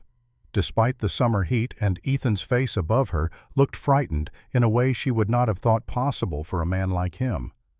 What followed were 5 days that blurred together into a nightmare of fever and chills and delirium. Grace retained only fragments. Ethan's face, stubbled and exhausted, appearing and disappearing, the bitter taste of willow bark tea being forced between her lips, cool cloths on her forehead when the fever spiked, his rough hand holding hers, anchoring her to the world when the delirium tried to pull her under. She did not know, would not know until much later, that Ethan never left her side during those 5 days, except to fetch water or gather more firewood or prepare the medicines he used to fight the fever. He sat beside the bed through endless hours, sometimes talking to her in that low, rough voice, sometimes just holding her hand, refusing to let her slip away into the darkness that kept calling to her. On the 4th night, when the fever was at its worst and Grace's breathing had become shallow and rapid, Ethan sat with his elbows on his knees and his head in his hands, and he prayed for the first time in 15 years. Not to any particular god, just to whatever force governed life and death in these mountains, asking, please, not this, not now, not when he had just found someone worth keeping. He did not realize he was speaking out loud until the words came tumbling out. "Don't die. Don't you dare die on me. Not now. Not after I finally found someone who fits. Someone who works. Someone who doesn't need me to be something I'm not. Just stay. Please." Deep in her fever, Grace heard those words. They registered somewhere in the part of her consciousness that was still fighting, still clinging to life. She could not respond, could not even open her eyes, but she heard them, and they mattered. On the morning of the 5th day, the fever broke. Grace woke to gray dawn light filtering through the cabin's single window, her body weak as a newborn kitten, but her mind clear for the first time in days. Ethan was asleep in the chair beside the bed, still wearing the same clothes he had worn for days, his beard grown wild, exhaustion carved into every line of his face. His hand was wrapped around hers, even in sleep, maintaining that connection, as if he needed to feel her pulse to know she was still alive. Grace lay there for a long time just looking at him, this hard man who had married her for practical reasons, who had told her he could not offer love. This man who had just spent 5 days and nights nursing her through a fever that could easily have killed her, who had barely slept or eaten, who had refused to leave her side even when there was nothing more he could do than wait and hope. His actions spoke louder than any words ever could. When Ethan finally woke, their eyes met across the small distance between bed and chair. For a long moment, neither spoke. Then he said, his voice rough with exhaustion and relief, "Don't do that again." "I'll try not to." Grace managed her voice barely more than a whisper. "You scared the hell out of me. I'm sorry." "Don't be sorry." He paused, struggling with words that did not come easily. "Just don't die. I couldn't stand it if you died." Grace asked the question before she could stop herself. "Why?" He looked at her for a long moment, and she could see him wrestling with the answer, with emotions he had not expected to feel and did not know how to name. "I don't know," he said finally, honestly. "But somewhere in the last few weeks you stopped being a convenient arrangement and started being mine. And I don't give up what's mine." It was not a declaration of love. It was something more primitive than that, something more fundamental. Possession, claim, the acknowledgement that she had become important to him in ways he could not fully articulate but could no longer deny. Tears pricked Grace's eyes, the first tears she had shed in years. "I'm yours, and you're mine. Is that all right?" Ethan leaned forward, pressing his forehead to hers, careful not to put his full weight on her weakened body. "Yeah, that's all right." Then he kissed her gentle, because she was still weak, but with a tenderness that made her breath catch and her heart pound despite her exhaustion. When he pulled back, something fundamental had shifted between them. They were not strangers sharing space anymore. They were becoming something else, something neither had words for yet, but both recognized as worth protecting. The week after Grace recovered, Ethan hovered in ways he tried to hide but could not quite manage. He would not let her do heavy work. He brought her food without being asked. He sat with her in the evenings, talking more than he had before, the walls he had built around himself beginning to crack and crumble. He told her the full story of Catherine, filling in details he had glossed over before. How he had believed she loved him, how he had planned their entire future in meticulous detail, how the note she left had shattered something in him that he thought could never be repaired. How he had come west, not to seek his fortune, but to run from the pain, and how the mountains had given him something that Pennsylvania never could have. Purpose. Achievement. The satisfaction of building something with his own hands that would outlast him. "I thought that was enough," he said one evening as they sat outside watching the stars emerge over the peaks. "Empire without anyone to share it with. I told myself I didn't need anything else. But when you were sick, when I thought I might lose you, I realized how empty it all was. Money in the bank and trap lines and a cabin in the mountains, but nobody to care if I lived or died except as a business concern." Grace shared her own stories in return. Growing up in Rose's shadow, realizing early that she would never be the pretty one, the chosen one, and learning to make peace with being useful instead. The rattlesnake bite when she was 8 years old. How she had thought she was dying, how the venom had withered the muscles in her calf but left her alive, the birthmark she had been born with, and the casual cruelty of other children. "I learned to make my home in the shadows," she said, "became so good at being invisible that sometimes I forgot I existed. Until you looked at me and saw something worth choosing. You're not in the shadows anymore," Ethan said, his rough hand finding hers in the darkness. "Not with me." One morning, about a month into their marriage, Ethan left before dawn to check a distant trap line, a journey that would keep him away overnight. Grace spent the day working in the garden, taking advantage of the mild weather to get several weeks of work done while conditions were favorable. She was kneeling among the vegetables, pulling weeds and checking for pests, when she heard a rustling in the tree line. She looked up to see a black bear, perhaps 300 pounds, standing at the edge of the clearing. It was testing the air, clearly attracted by the smell from the smokehouse where several sides of venison hung curing. Grace froze. Her father had taught her the basics of dealing with bears. Never run. Running triggered their chase instinct, and you could not outrun them anyway. Make yourself look large. Make noise. Back away slowly if possible. Fight only as a last resort, because you would probably lose. She stood slowly, her heart hammering in her chest, and began backing toward the cabin where the rifle leaned against the wall. The bear dropped to all fours, tracking her movement, not charging, but assessing the situation. Grace reached the rifle, picked it up, her movements smooth despite the adrenaline flooding her system. But she did not aim it at the bear. Instead, she grabbed the large iron pot that hung by the door and began banging it with a ladle, the noise echoing off the mountains. Go on! Get out of here!" She advanced slowly, still banging the pot, making herself as large and loud and intimidating as possible. The bear hesitated, clearly torn between the attraction of the smokehouse and the threat of this noisy creature approaching it. Grace kept advancing, kept making noise, her voice steady despite the fear. "You're not welcome here. This is my home. Get." Finally, after what felt like an eternity, but was probably less than a minute, the bear decided the potential meal was not worth the trouble. It turned and lumbered back into the timber, disappearing into the shadows as if it had never been there. Grace stood in the yard, the pot still in one hand and the rifle in the other, her entire body shaking now that the immediate danger had passed. She had just faced down a bear, alone, and she had won. When Ethan returned that evening, she told him about it, trying to keep her voice casual, as if confronting bears was just another part of mountain life. His response surprised her. He looked at her with something close to wonder. "Most people would have run or frozen. You stood your ground. You said weak things don't survive here. I'm not weak." "No." He pulled her close, wrapping his arms around her for the first time outside the context of the bed, just holding her like she was precious, like she mattered.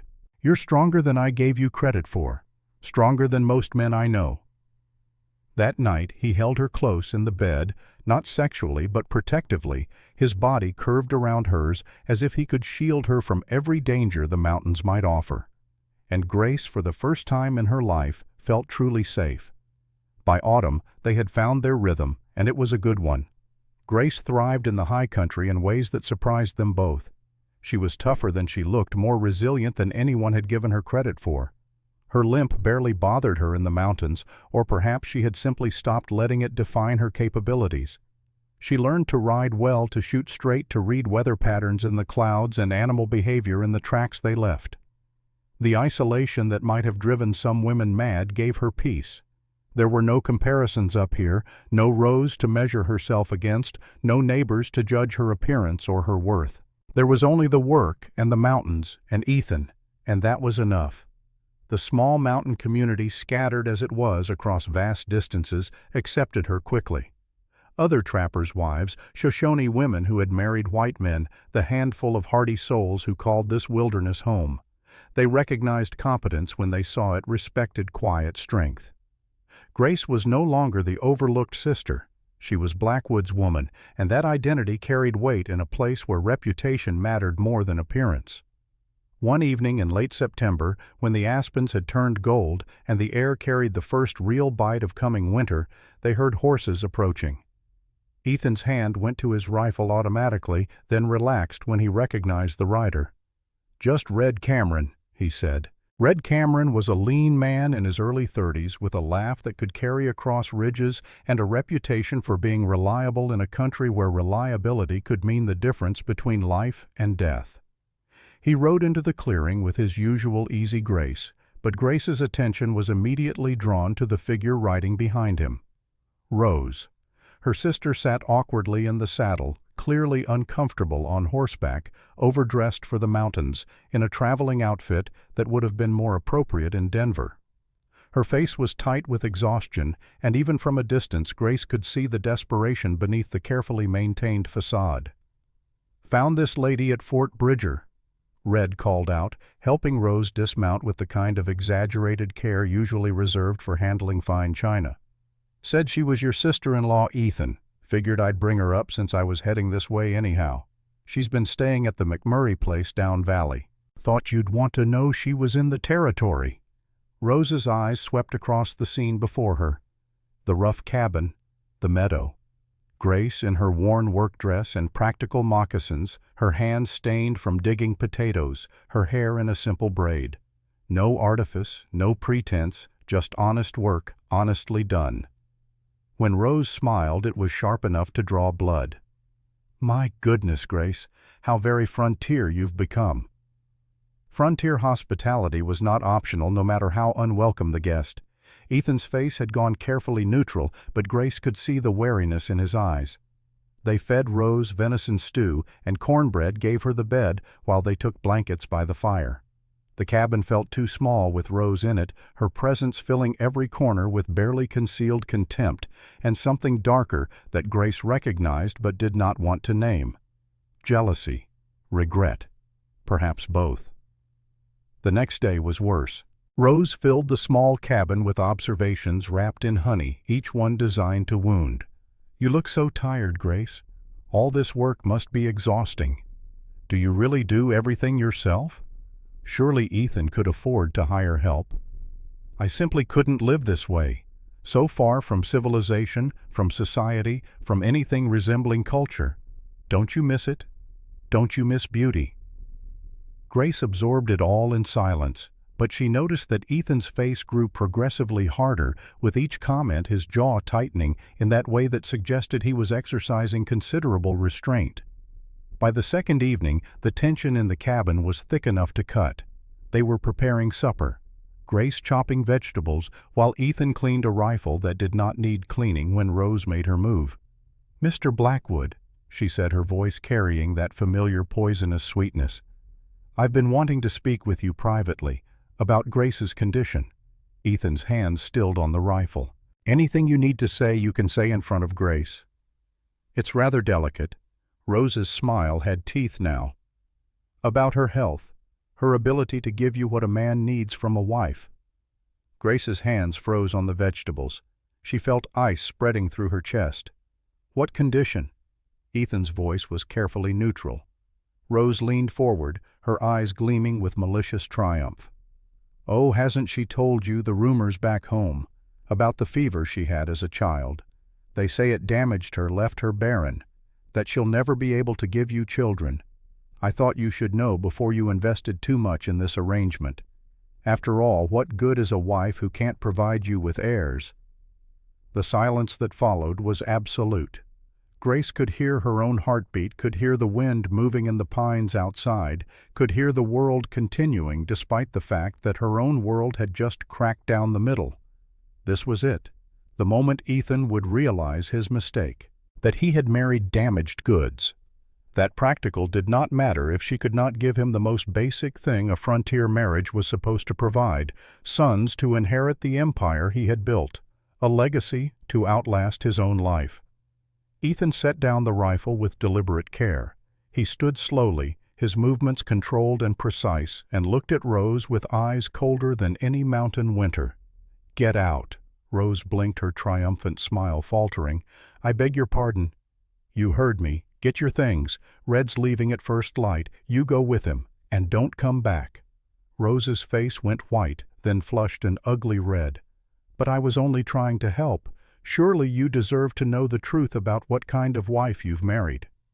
Ethan took a step toward her, and something in his movement made Rose back up instinctively.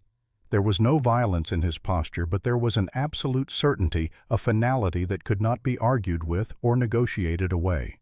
"You came here to cause trouble," he said, his voice low and hard as mountain granite. "To hurt Grace. To drive a wedge between us so you could what? Take her place. Did you really think that would work? Rose opened her mouth to protest, but Ethan cut her off. You're beautiful, I won't deny that, but you're also cruel and small and so eaten up with jealousy that you can't stand seeing your sister happy. You look at what we've built here, and all you can see is what you think you should have had. But you know what you would have done with this life? You would have lasted one winter. Maybe. Then you would have run back to civilization, complaining about how hard it all was, how rough I was, how much you deserved better. He moved back to where Grace stood frozen by the table, her hand still gripping the knife she had been using to chop vegetables. He did not touch her yet, but his presence beside her was a statement in itself. Grace is still standing here, still working, still building something real. That's the difference between you and her. You want the result without the work. You want the empire without the building. You want to be chosen without being worthy of the choosing. Rose's eyes filled with tears, but they were tears of rage rather than sorrow. Happy. You think she's happy living in a shack in the wilderness, married to a man who doesn't even love her. And there it was, the question that had been hovering unspoken between them for months. The assumption that their practical arrangement was somehow less than a real marriage because it had not started with declarations of love. Ethan turned to look at Grace, and his voice when he spoke was quiet but carried the weight of absolute truth. Who says I don't love her? Grace's head snapped up. Rose's mouth fell open. Even Ethan looked slightly surprised that he had said it out loud, but having said it, he did not take it back or soften it. Instead, he turned fully to face Grace, his weathered face more open than she had ever seen it. Things change, he said, speaking directly to her now, ignoring Rose completely. What I wanted changed. What I feel changed. I didn't plan on it, didn't want it if I'm being honest. Thought that part of me was dead and buried with Catherine's note.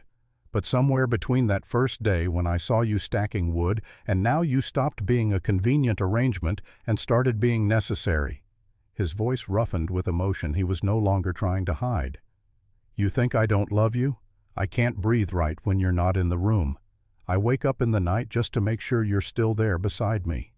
When you were sick, when that fever had you, I would have traded everything I own, this cabin, the trap lines, every dollar in the bank, every pelt I've ever taken, just to keep you breathing. So don't tell me I don't love you. Grace felt tears streaming down her face the first time Ethan had seen her cry since the fever. She could not speak, could barely breathe, could only stand there staring at this hard man who had just torn himself open in front of her sister to defend what they had built together. Ethan looked back at Rose, his expression returning to that cold neutrality that was somehow more devastating than anger.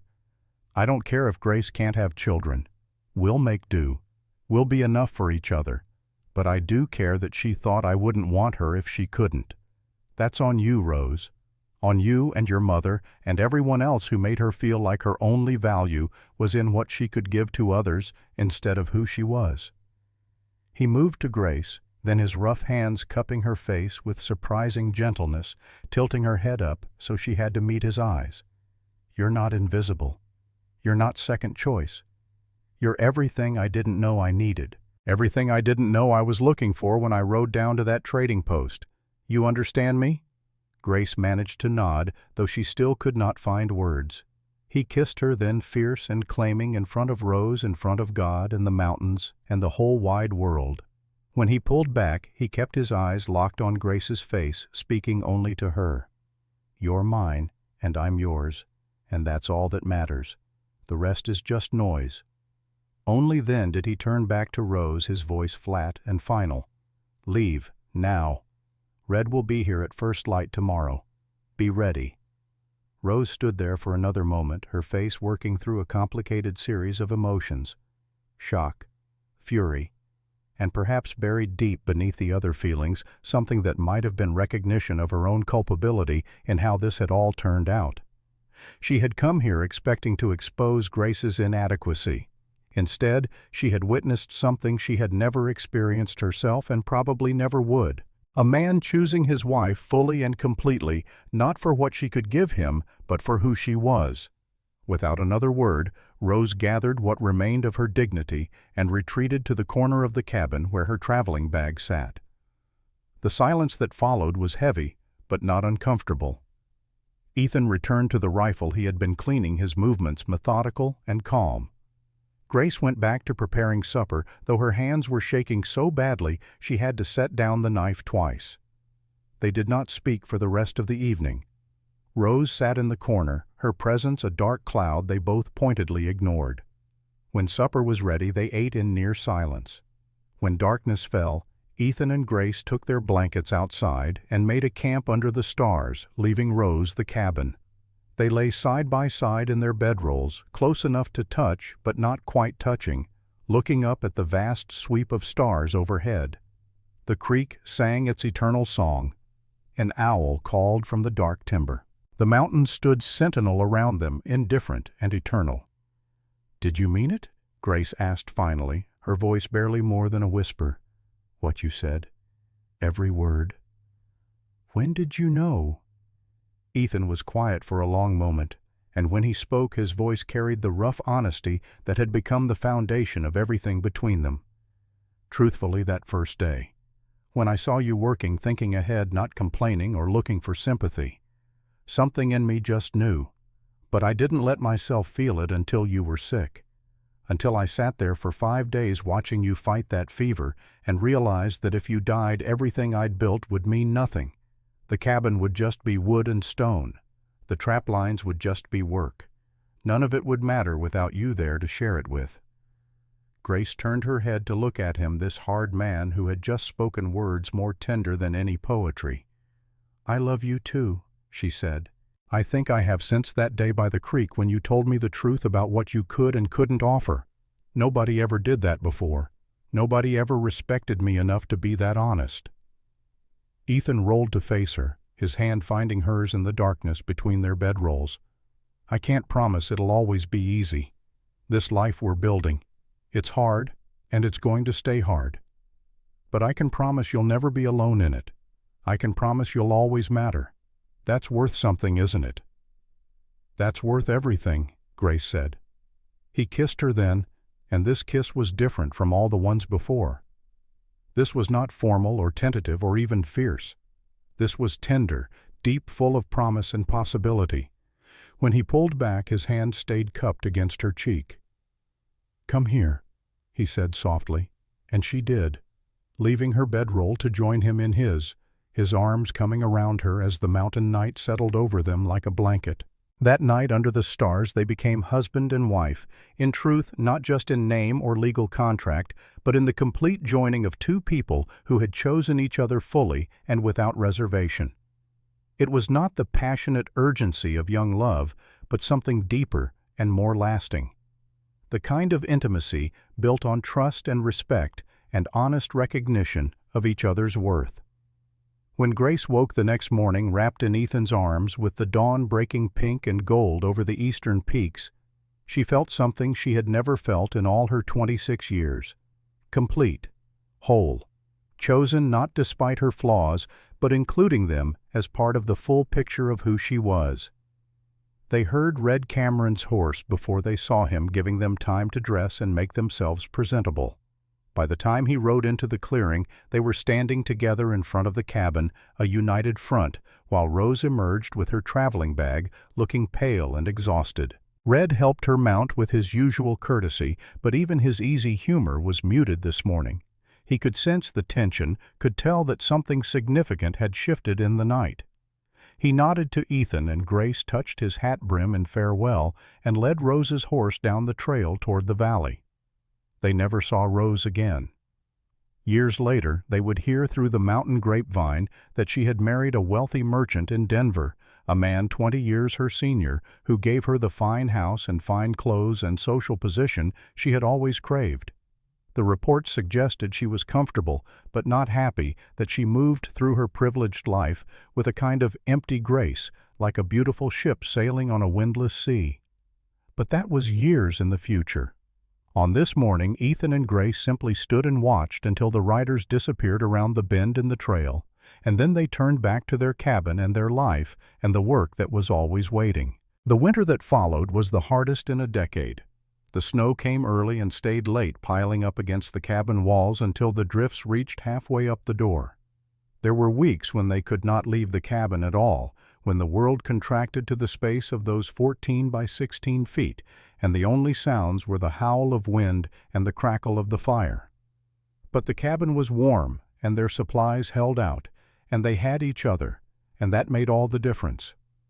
They talked through the long evenings by firelight, sharing stories and dreams and plans for the future in ways they never had before. The walls that had existed between them, the careful boundaries and maintained distances, had dissolved that night under the stars, and now they moved through the confined space of the cabin with an easy intimacy that felt as natural as breathing. Ethan told her about growing up in Pennsylvania coal country, about his father dying in a mine collapse when Ethan was 12, about his mother working herself to death by the time she was 40. He told her about coming west at 20 with nothing but a horse and a rifle, and a bone-deep need to prove that he could build something that would last, that he was more than just another expendable worker in someone else's operation. "I wanted to leave a mark," he said one night as they lay together listening to the wind scream outside. "Something that would outlast me. An empire, I guess, though that sounds grandiose when you say it out loud, but something real, something that mattered." "You've built that," Grace said. "These trap lines, this cabin, the relationships with the trading posts and the tribes, it's substantial. It would outlast you even if you died tomorrow. But who would inherit it? That's what I finally understood that winter before I came looking for you. An empire without an heir is just a temporary arrangement. When I die, it all dissolves. The trap lines get claimed by whoever's strong enough to hold them. The cabin goes to ruin. The relationships fade. It's like I was never here at all." He pulled her closer, his chin resting on top of her head. "That's why I needed a partner. Not just for the work, though God knows the work is endless, but for the building, for creating something that could last beyond one lifetime. Does that make sense?" "Perfect sense," Grace said. "It's what we're all looking for, isn't it? Some way to matter. Some proof that we were here, and what we did had value." They planned together through those long winter nights, mapping out the next 5 years, the next 10.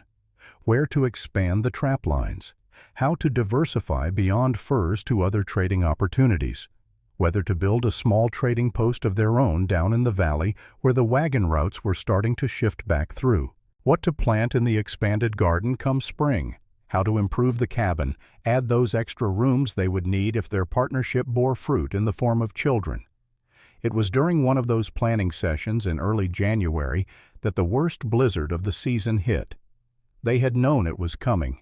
Ethan could read the signs in the clouds and the behavior of the animals, the way the horses had been restless and the birds had disappeared from the tree line. But even forewarned, the ferocity of the storm when it arrived was shocking. The wind howled like something alive and angry, driving snow so thick and fast that visibility dropped to nothing. The temperature plummeted. The cabin groaned under the assault, and even with the fire, banked high cold seeped through every crack and gap in the chinking. On the second day of the storm, Ethan announced he needed to check the horses in the lean-to. The wind had torn part of the roof off during the night, and he was worried about the animals. "I'll be quick," he said, bundling into his heaviest coat. 15 minutes at most. Grace wanted to argue, wanted to tell him to wait, but she understood that the horses could not be left without shelter in this weather. They were not just transportation, they were survival itself. If something happened to those horses, they would be trapped here until spring, with no way to get supplies or help if something went wrong. "Be careful," was all she said, and he kissed her quickly before pushing out into the whiteout. 15 minutes passed, then 30, then an hour. Grace stood by the window, though she could see nothing through the wall of white, her anxiety mounting with each passing minute. Something was wrong. Ethan would not take this long unless something had gone seriously wrong. She made the decision quickly before fear could paralyze her. She dressed in every layer she owned, took the rifle, took a lantern, though it would barely penetrate the blizzard, and took a coil of rope from its peg by the door. She tied one end of the rope to the porch post. The other end she tied around her waist. This way, even if she got disoriented in the whiteout, she could follow the rope back to safety. The moment she stepped off the porch, the wind nearly knocked her over. The cold hit like a physical blow, stealing her breath. She could not see more than a few feet in any direction. Everything was white wind and biting cold. She pushed toward the lean-to, or where she thought the lean-to should be calling Ethan's name, though the wind tore the words from her mouth before they could travel more than a few feet. The snow was thigh-deep in places, and her bad leg ached with every step, but she did not stop.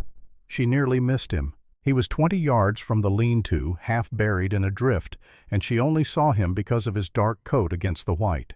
She stumbled toward him, falling to her knees beside him. "Ethan!" She shook him, and his eyes opened confused and unfocused. Hypothermia. He was already hypothermic, had probably been out here for close to 2 hours. The horse must have gotten loose, and he had tried to catch it, gotten turned around in the storm, unable to find his way back. Grace grabbed him under the arms and hauled with all her strength, adrenaline lending her power she did not normally possess. She got him to his feet, or mostly to his feet, supporting most of his weight as she oriented them toward where the rope should be. Finding the rope was the longest 5 minutes of her life. She swept through the snow with one hand while holding Ethan upright with the other, her fingers numb her face, frozen her lungs burning with the cold. Then her fingers touched hemp, and she almost sobbed with relief. Following the rope back to the cabin, half-dragging Ethan's considerable weight, was harder than anything she had ever done. Her bad leg screamed in protest. Her muscles burned. But she did not stop, could not stop, because stopping meant death for both of them. When they finally stumbled onto the porch and through the door, they collapsed together in a heap. Grace managed to kick the door shut behind them, managed to get Ethan close to the fire, managed to strip off his wet clothes with shaking hands and wrap him in every blanket they owned. She made coffee, forced the hot liquid between his blue lips, rubbed his frozen hands and feet to restore circulation. And only when his eyes cleared and focused on her face did she allow herself to collapse beside him, exhausted beyond anything she had ever felt. "You came out in that..." His voice was rough and confused. "Could have died." "So could you," Grace said. "And I wasn't about to lose you." "Foolish woman," he said, but he was smiling, and he pulled her into the nest of blankets with him holding her close. "Foolish, brave, incredible woman." "You're mine," Grace said simply. "That means I don't let you die in a blizzard if I can help it." He kissed her forehead, her cheeks, her lips. "First time anyone's called me beautiful," she said. "Should have said it sooner," Ethan replied. "Been true for months." They lay there by the fire, wrapped in blankets and each other, while the storm raged on outside. And Grace understood with perfect clarity that this was what their life would be: hard, dangerous, demanding everything they had to give, but also rich in ways that had nothing to do with money or comfort, rich in the things that actually mattered: partnership, trust, the absolute certainty that they would fight for each other, always. Winter held the high country in its grip, and Grace and Ethan spent the long evenings by the fire, their intimacy deepening with each passing day. By late November, about 2 months after that night under the stars, Grace had begun to notice changes in her body. She dismissed them at first. Her courses had never been entirely regular, and the stress of the hard winter could easily account for missing a month. But when the second month passed with no sign, and she started waking with morning nausea, and her breasts became tender enough that even the brush of her dress was uncomfortable, she began to allow herself to consider the possibility. She was pregnant. The realization hit her one morning in early April as she stood on the porch watching the sunrise paint the eastern peaks in shades of pink and gold. She placed her hand on her still flat belly and felt a surge of emotion so complex she could not begin to untangle it. Joy, terror, wonder, disbelief. The doctors had been wrong, or Rose had been lying, or perhaps neither, and this was simply one of those inexplicable things that happened. Sometimes the human body refusing to conform to expectations or predictions. She carried the knowledge alone for several days, partly because she wanted to be absolutely certain before telling Ethan, partly because she was afraid of his reaction. What if he was disappointed? What if fatherhood was not something he actually wanted, despite all his talk about legacy and heirs? What if the reality of a child made him regret their arrangement? But secrets were corrosive, especially between people who had built their relationship on honesty, and Grace could not carry this one for long. One evening after supper, as Ethan sat by the fire working on a trap that needed repair, she moved to sit beside him, her heart hammering in her chest. "Ethan," she said, "I need to tell you something." He looked up immediately, his hand stilling on the trap, his expression shifting to concern. "What's wrong?" "Nothing's wrong. Something's right, actually. Something I didn't think could happen." She took his hand and placed it on her belly, holding it there, waiting for understanding to dawn. It took him a moment, his rough palm warm through the fabric of her dress, and then his eyes widened and his breath caught. "You're sure?" "As sure as I can be without a doctor. All the signs are there. I'm about 2 months along, I think." "But Rose said the doctors said." "The doctors were wrong. Or I was wrong about what they said. Or maybe it's just one of those things that happen sometimes despite what everyone thinks they know. But I'm carrying your child, Ethan. Our child." He stared at her for a long moment, his expression cycling through shocked disbelief and finally settling on something that looked like pure wonder. His hand on her belly trembled slightly. "A baby," he said, testing the words as if they were a foreign language he was only just learning to speak. "We're going to have a baby." Then he pulled her close, and Grace felt him shake his arms wrapped around her with a fierce tenderness that told her everything she needed to know about his reaction. This was not disappointment. This was not regret. This was a man being given something he had desperately wanted but had convinced himself he would never have. "Are you scared?" she asked, when he finally pulled back enough to look at her face. "Terrified," he admitted without hesitation.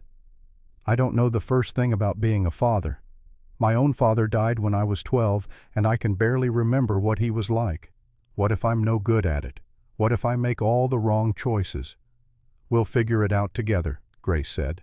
"The same way we've figured out everything else. One day at a time, learning as we go." He placed both hands on her belly now, as if he could somehow feel the tiny life growing there, even though it was far too early for that. "Grace, I never thought I'd have this.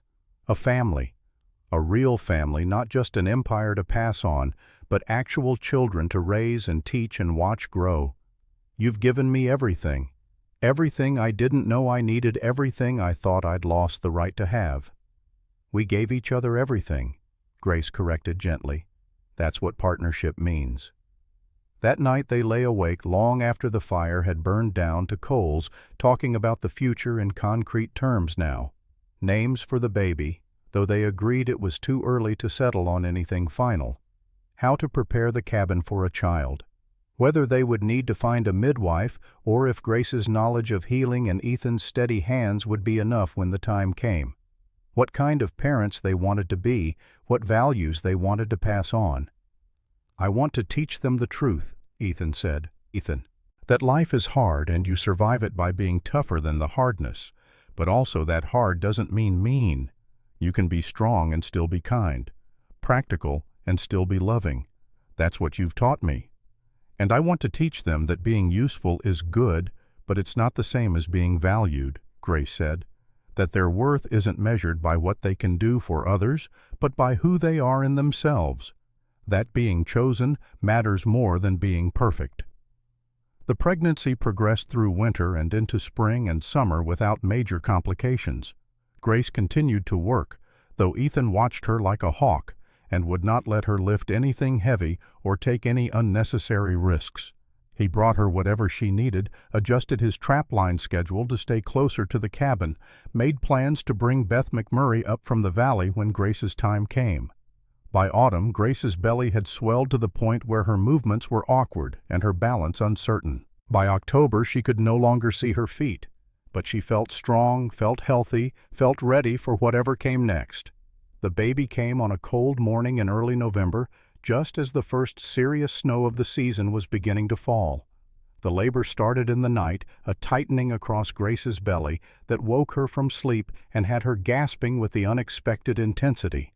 Ethan woke instantly, a habit from 15 years of sleeping light in dangerous country. "Is it time?" "I think so." Grace managed between contractions. "You should ride for Beth." He dressed faster than she had ever seen anyone dress, was on his horse, and gone into the pre-dawn darkness before Grace could catch her breath. The ride to the McMurray place would take him at least 2 hours at speed, and then 2 hours back. She would labor alone for at least 4 hours, probably longer. Grace was not afraid. She had assisted at enough births, animal and human, to know what was coming. It would hurt. It might be dangerous. But women had been doing this since the dawn of time, and she was strong, and she would endure. The pain came in waves, building to peaks that took her breath away, then receding to allow her to rest and gather strength for the next one. She paced the cabin when she could, leaned against the table when standing became too much, tried to remember everything she had read in her father's medical texts and everything she had learned from Morning Star. Ethan returned with Beth McMurray just after dawn, both of them snow-covered from the storm that was rapidly intensifying. Beth was a woman in her 40s who had birthed 6 children of her own and attended the births of at least a dozen more. She took one look at Grace and smiled.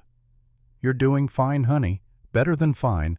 This is going to be one of the easy ones, I can tell." It did not feel easy. The pain intensified as the morning wore on, the contractions coming closer together, lasting longer, leaving less time to recover between them. But Beth stayed calm and encouraging, and Ethan, after being banished from the cabin to pace on the porch like a caged animal, provided a steadying presence even in his absence. As midday approached and the snow fell heavier, Beth examined Grace and nodded with satisfaction. "Almost there, honey. Another hour, maybe less. You're strong. You're doing everything right. This baby's coming whether we're ready or not."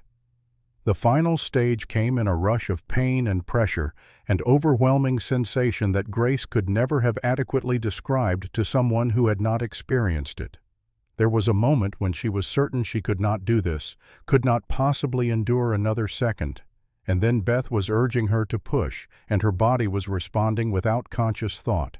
And suddenly there was a wail splitting the air, a baby's cry, sharp and clear and furious at being born into this cold world. "It's a girl," Beth announced, her hands quick and competent as she cleaned the tiny creature and wrapped her in soft cloth. "Healthy lungs on this one. She's perfect, Grace, just perfect." Beth placed the baby in Grace's arms, and Grace stared down at the impossibly small face, the tiny fingers curled into fists, the eyes that would eventually be gray like her own, but right now were the unfocused dark blue of all newborns. Her daughter, hers and Ethan's. Proof that sometimes the doctors were wrong and miracles happened, and hope was not always foolish. "Can I send him in now?" Beth asked, and Grace nodded, unable to speak past the lump in her throat. Ethan came through the door, moving like he was approaching something sacred, his weather-beaten face showing every one of his nearly 40 years, and then some. Beth placed the baby in his arms, and he held her with the kind of exaggerated care usually reserved for handling explosives. He looked down at his daughter, this tiny human who shared his blood and his future, and tears ran down his weathered cheeks. Grace had never seen him cry before the fever, and then only briefly. But now he wept openly, unashamed, holding his daughter like she was the most precious thing in the world, which Grace supposed she was. "She's perfect," he whispered. "She's ours. How is she ours?" "Because miracles happen," Grace said, "even when we don't expect them." "What do we call her?" Ethan asked, and Grace could hear in his voice that he had already thought about this, had probably spent the last 4 hours pacing and thinking and planning. "You choose," she said. "You've built everything else. You should name her too." Ethan looked down at his daughter, then back at Grace, with eyes that held more emotion than she had ever seen him express. "Hope," he said. "We'll call her Hope, because that's what you gave me when I had given up on ever having anything like this. Hope that I could be more than just a man alone in the mountains." Hope that there could be something worth building beyond an empire. Hope that love was real even when it didn't announce itself with pretty words. Grace felt tears streaming down her own face now. Hope Blackwood. It's perfect. Beth left the next day when the storm cleared, promising to return in a week to check on them, but pronouncing both mother and baby healthy and likely to stay that way. Ethan paid her generously, more than she asked for, because some things were beyond price. The weeks that followed were a blur of sleepless nights and endless wonder. Hope was a good baby as babies went, though she made her needs known with the same fierce determination her father showed in everything he did. Ethan proved surprisingly adept at the practical tasks of fatherhood, changing the cloth diapers without complaint, walking the floor with her when she fussed, learning to read her different cries and respond appropriately. Grace watched him become a father and fell in love with him all over again.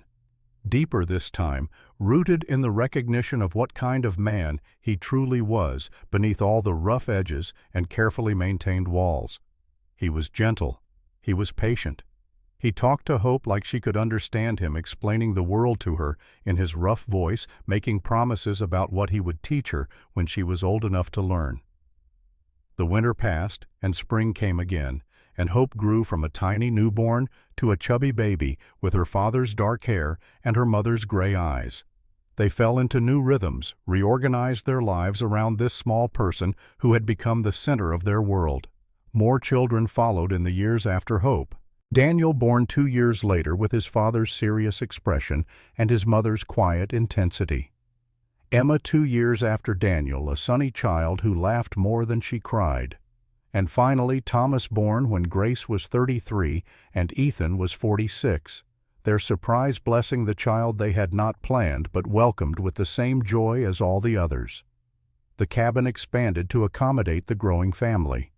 Ethan added 2 more rooms, then a proper second story, transforming the simple one-room structure into something that could almost be called a house.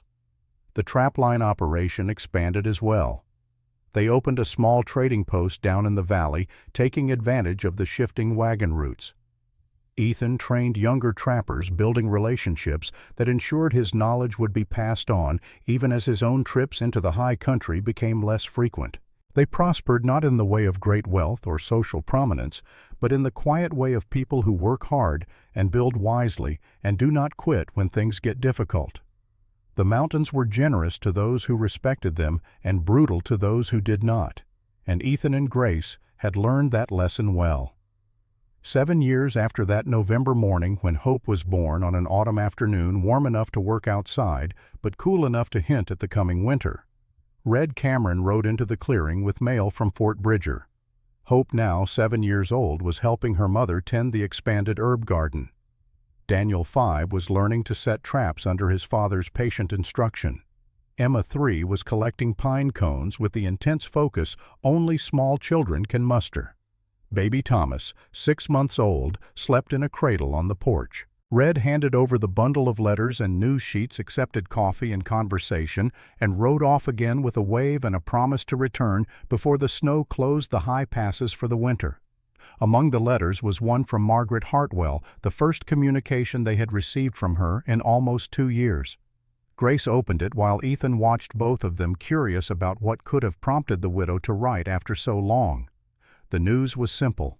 Margaret was selling the trading post, finally admitting what everyone had known for years, that she could not run it alone and it was time to let it go. She was moving to Denver to live with Rose, who had married a wealthy merchant and had room in her fine house for an aging mother.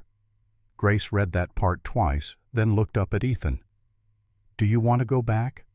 Help her with the sale? She's still my mother after all." Ethan considered it seriously before shaking his head. "What do you want to do?" Grace looked around at the cabin, at the meadow, at her children playing and working and sleeping in the mountain sunshine. Looked at Ethan, weathered and worn, but still strong, still solid, still the man who had chosen her when no one else would. "My home is here," she said simply. "With you, with our children. This is where I belong." She read the rest of the letter, which included news about Rose. The marriage had been advantageous, providing Rose with the comfort and social position she had always craved. But Margaret's careful words suggested it was not a happy union. Rose moved through her privileged life with a kind of empty grace, hosting parties and wearing fine clothes, and never quite seeming satisfied with what she had achieved. "Mother says Rose seems empty," Grace told Ethan. "Like she has everything, but it means nothing."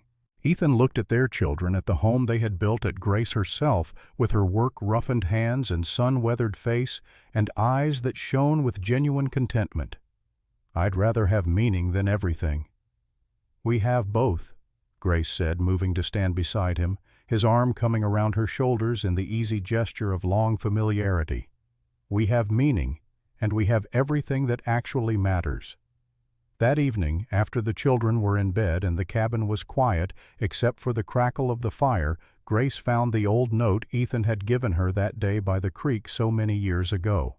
She had kept it tucked in her Bible, taking it out occasionally to read when she needed reminding of how far they had come.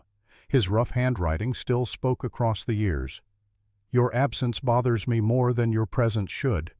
I don't understand it, but it's true." Grace smiled, took a pencil, and wrote beneath it in her own careful script. "And your presence became my home. Forever grateful I said yes." She tucked the note back into the Bible and went to the door where Ethan stood looking out at the stars beginning to emerge over the mountain peaks. She joined him, and his arm came around her, automatically pulling her close. "Happy?" he asked, as he sometimes did, as if he needed the confirmation that what they had built was real and good and worth the work it had taken. "More than I ever dreamed possible," Grace answered, which was always true and never adequate to capture the fullness of what she felt. Ethan pulled her closer, his chin resting on top of her head. "I've been thinking," he said. "Hope's getting old enough to start learning the trade. How to read animal sign, how to tell good fur from bad, how to negotiate with the Shoshone. Daniel's already showing promise with the traps. Emma's too young yet, but she watches everything with those sharp eyes of hers. She'll learn fast when her time comes." "You're thinking about the future," Grace observed, "about what happens after we're gone." "After I'm gone," Ethan corrected gently. "You'll outlive me by decades, probably. Women usually do, but yes, I'm thinking about legacy, about what we leave behind. That's what all this has been about, hasn't it? Building something that lasts." Grace understood what he was not quite saying. Ethan was 46 years old, still strong, but beginning to feel the accumulated wear of nearly 30 years in the mountains. He was thinking about mortality, about making sure that when his time came, Grace and the children would be provided for, that the empire he had built would continue, that his life would have meant something beyond his own existence. "You've built something remarkable," she said. "Not just the trap lines and the trading post and this cabin. You've built a family. You've built a future. You've raised children who know how to work and how to love and how to be decent people in an indecent world. That's a legacy worth having." "We built it," Ethan corrected. "I had the land and the operation and the empty shell of a life. You made it mean something. You turned survival into living. That was you, Grace. That was always you." They stood there as the stars emerged one by one, as the mountain night settled around them with its familiar sounds and scents, as their children slept safe inside the home they had made together. This life they had built bore no resemblance to what either of them might have imagined in their youth. It was harder than Grace had dreamed and softer than Ethan had believed possible. It was real in ways that fairy tales never were, grounded in work and trust and the daily choice to show up and try again. Inside the cabin, baby Thomas stirred and whimpered, and Grace moved to go to him, but Ethan caught her hand. "Let me," he said. "You've been with them all day. I've got him." Grace watched through the window as Ethan picked up his youngest son with the same careful tenderness he had shown holding Hope that first time. He walked the floor, bouncing gently, talking to Thomas in that low voice that none of the children could resist. Within minutes, the baby had settled back to sleep, and Ethan stood there holding him, just holding him, as if memorizing this moment for some future time when such moments would no longer be possible. Grace felt her throat tighten with emotion. This hard man, This mountain man who had lived alone for 15 years, who had built an empire with his bare hands, who had chosen competence over beauty and honesty over romance. This man was now a father, holding his sleeping son with infinite gentleness, building a legacy not of money or property, but of love passed down through generations. She had been the sister, nobody wanted the woman, nobody saw the choice that surprised everyone. But she had become the wife of this remarkable man, the mother of his children, the keeper of a love built on truth instead of pretty lies. And that was better than any fairy tale because it was real and it was hers, and it would last as long as there were mountains to shelter it. The next morning dawned clear and cold, the first hard frost of autumn turning the meadow grass white. The family gathered for breakfast, the children chattering about their plans for the day, Ethan reviewing what needed to be done before the serious snows came. It was an ordinary morning in an extraordinary life, the kind of moment that would never make it into stories, but was the substance of what actually mattered. After breakfast, Ethan took Daniel and Hope out to check the nearby traps, teaching them the skills they would need to survive and thrive in this country. Grace watched them go, her son and daughter learning from their father the same way Ethan had learned from the mountain itself through careful observation and patient practice. Emma helped her mother with the day's baking, standing on a stool to reach the table, her small hands covered in flour, her face serious with concentration. Thomas slept in his cradle, dreaming whatever dreams babies dream. And Grace worked the same as she had every day for the past 7 years, the same as she would every day for years to come, building with her hands and her heart the life that made all the hard work worthwhile. They said the best loves do not announce themselves. They grow quiet in the spaces between words, in work done side by side, in hands that reach out in the dark. Ethan and Grace Blackwood proved something important in their years together in the high country. You do not need to shine to be seen. You do not need to be perfect to be chosen. You do not need declarations of undying passion to build a love that lasts. You just need to be real, to be honest, to show up every day and do the work, to choose your partner again and again in the small moments and the large ones, in sickness and health, in plenty, and want until choosing them becomes as natural as breathing. That was the legacy they built. Not just the trap lines or the trading post or the expanded cabin, not just the money in the bank or the relationships with the tribes or the land they owned. The real legacy was in the love they built twig by twig, day by day, honest and true and strong enough to withstand whatever the mountains threw at them. And when Ethan Blackwood finally laid his head down for the last time many years later, with his wife holding his hand and his children and grandchildren gathered around him, he died knowing that his life had meant something, that he had built something worth building, that he would be remembered not for his success, but for his love. That is what a man's life should be. Something built, something that lasts, something worth leaving behind. And in the end, that is more than enough.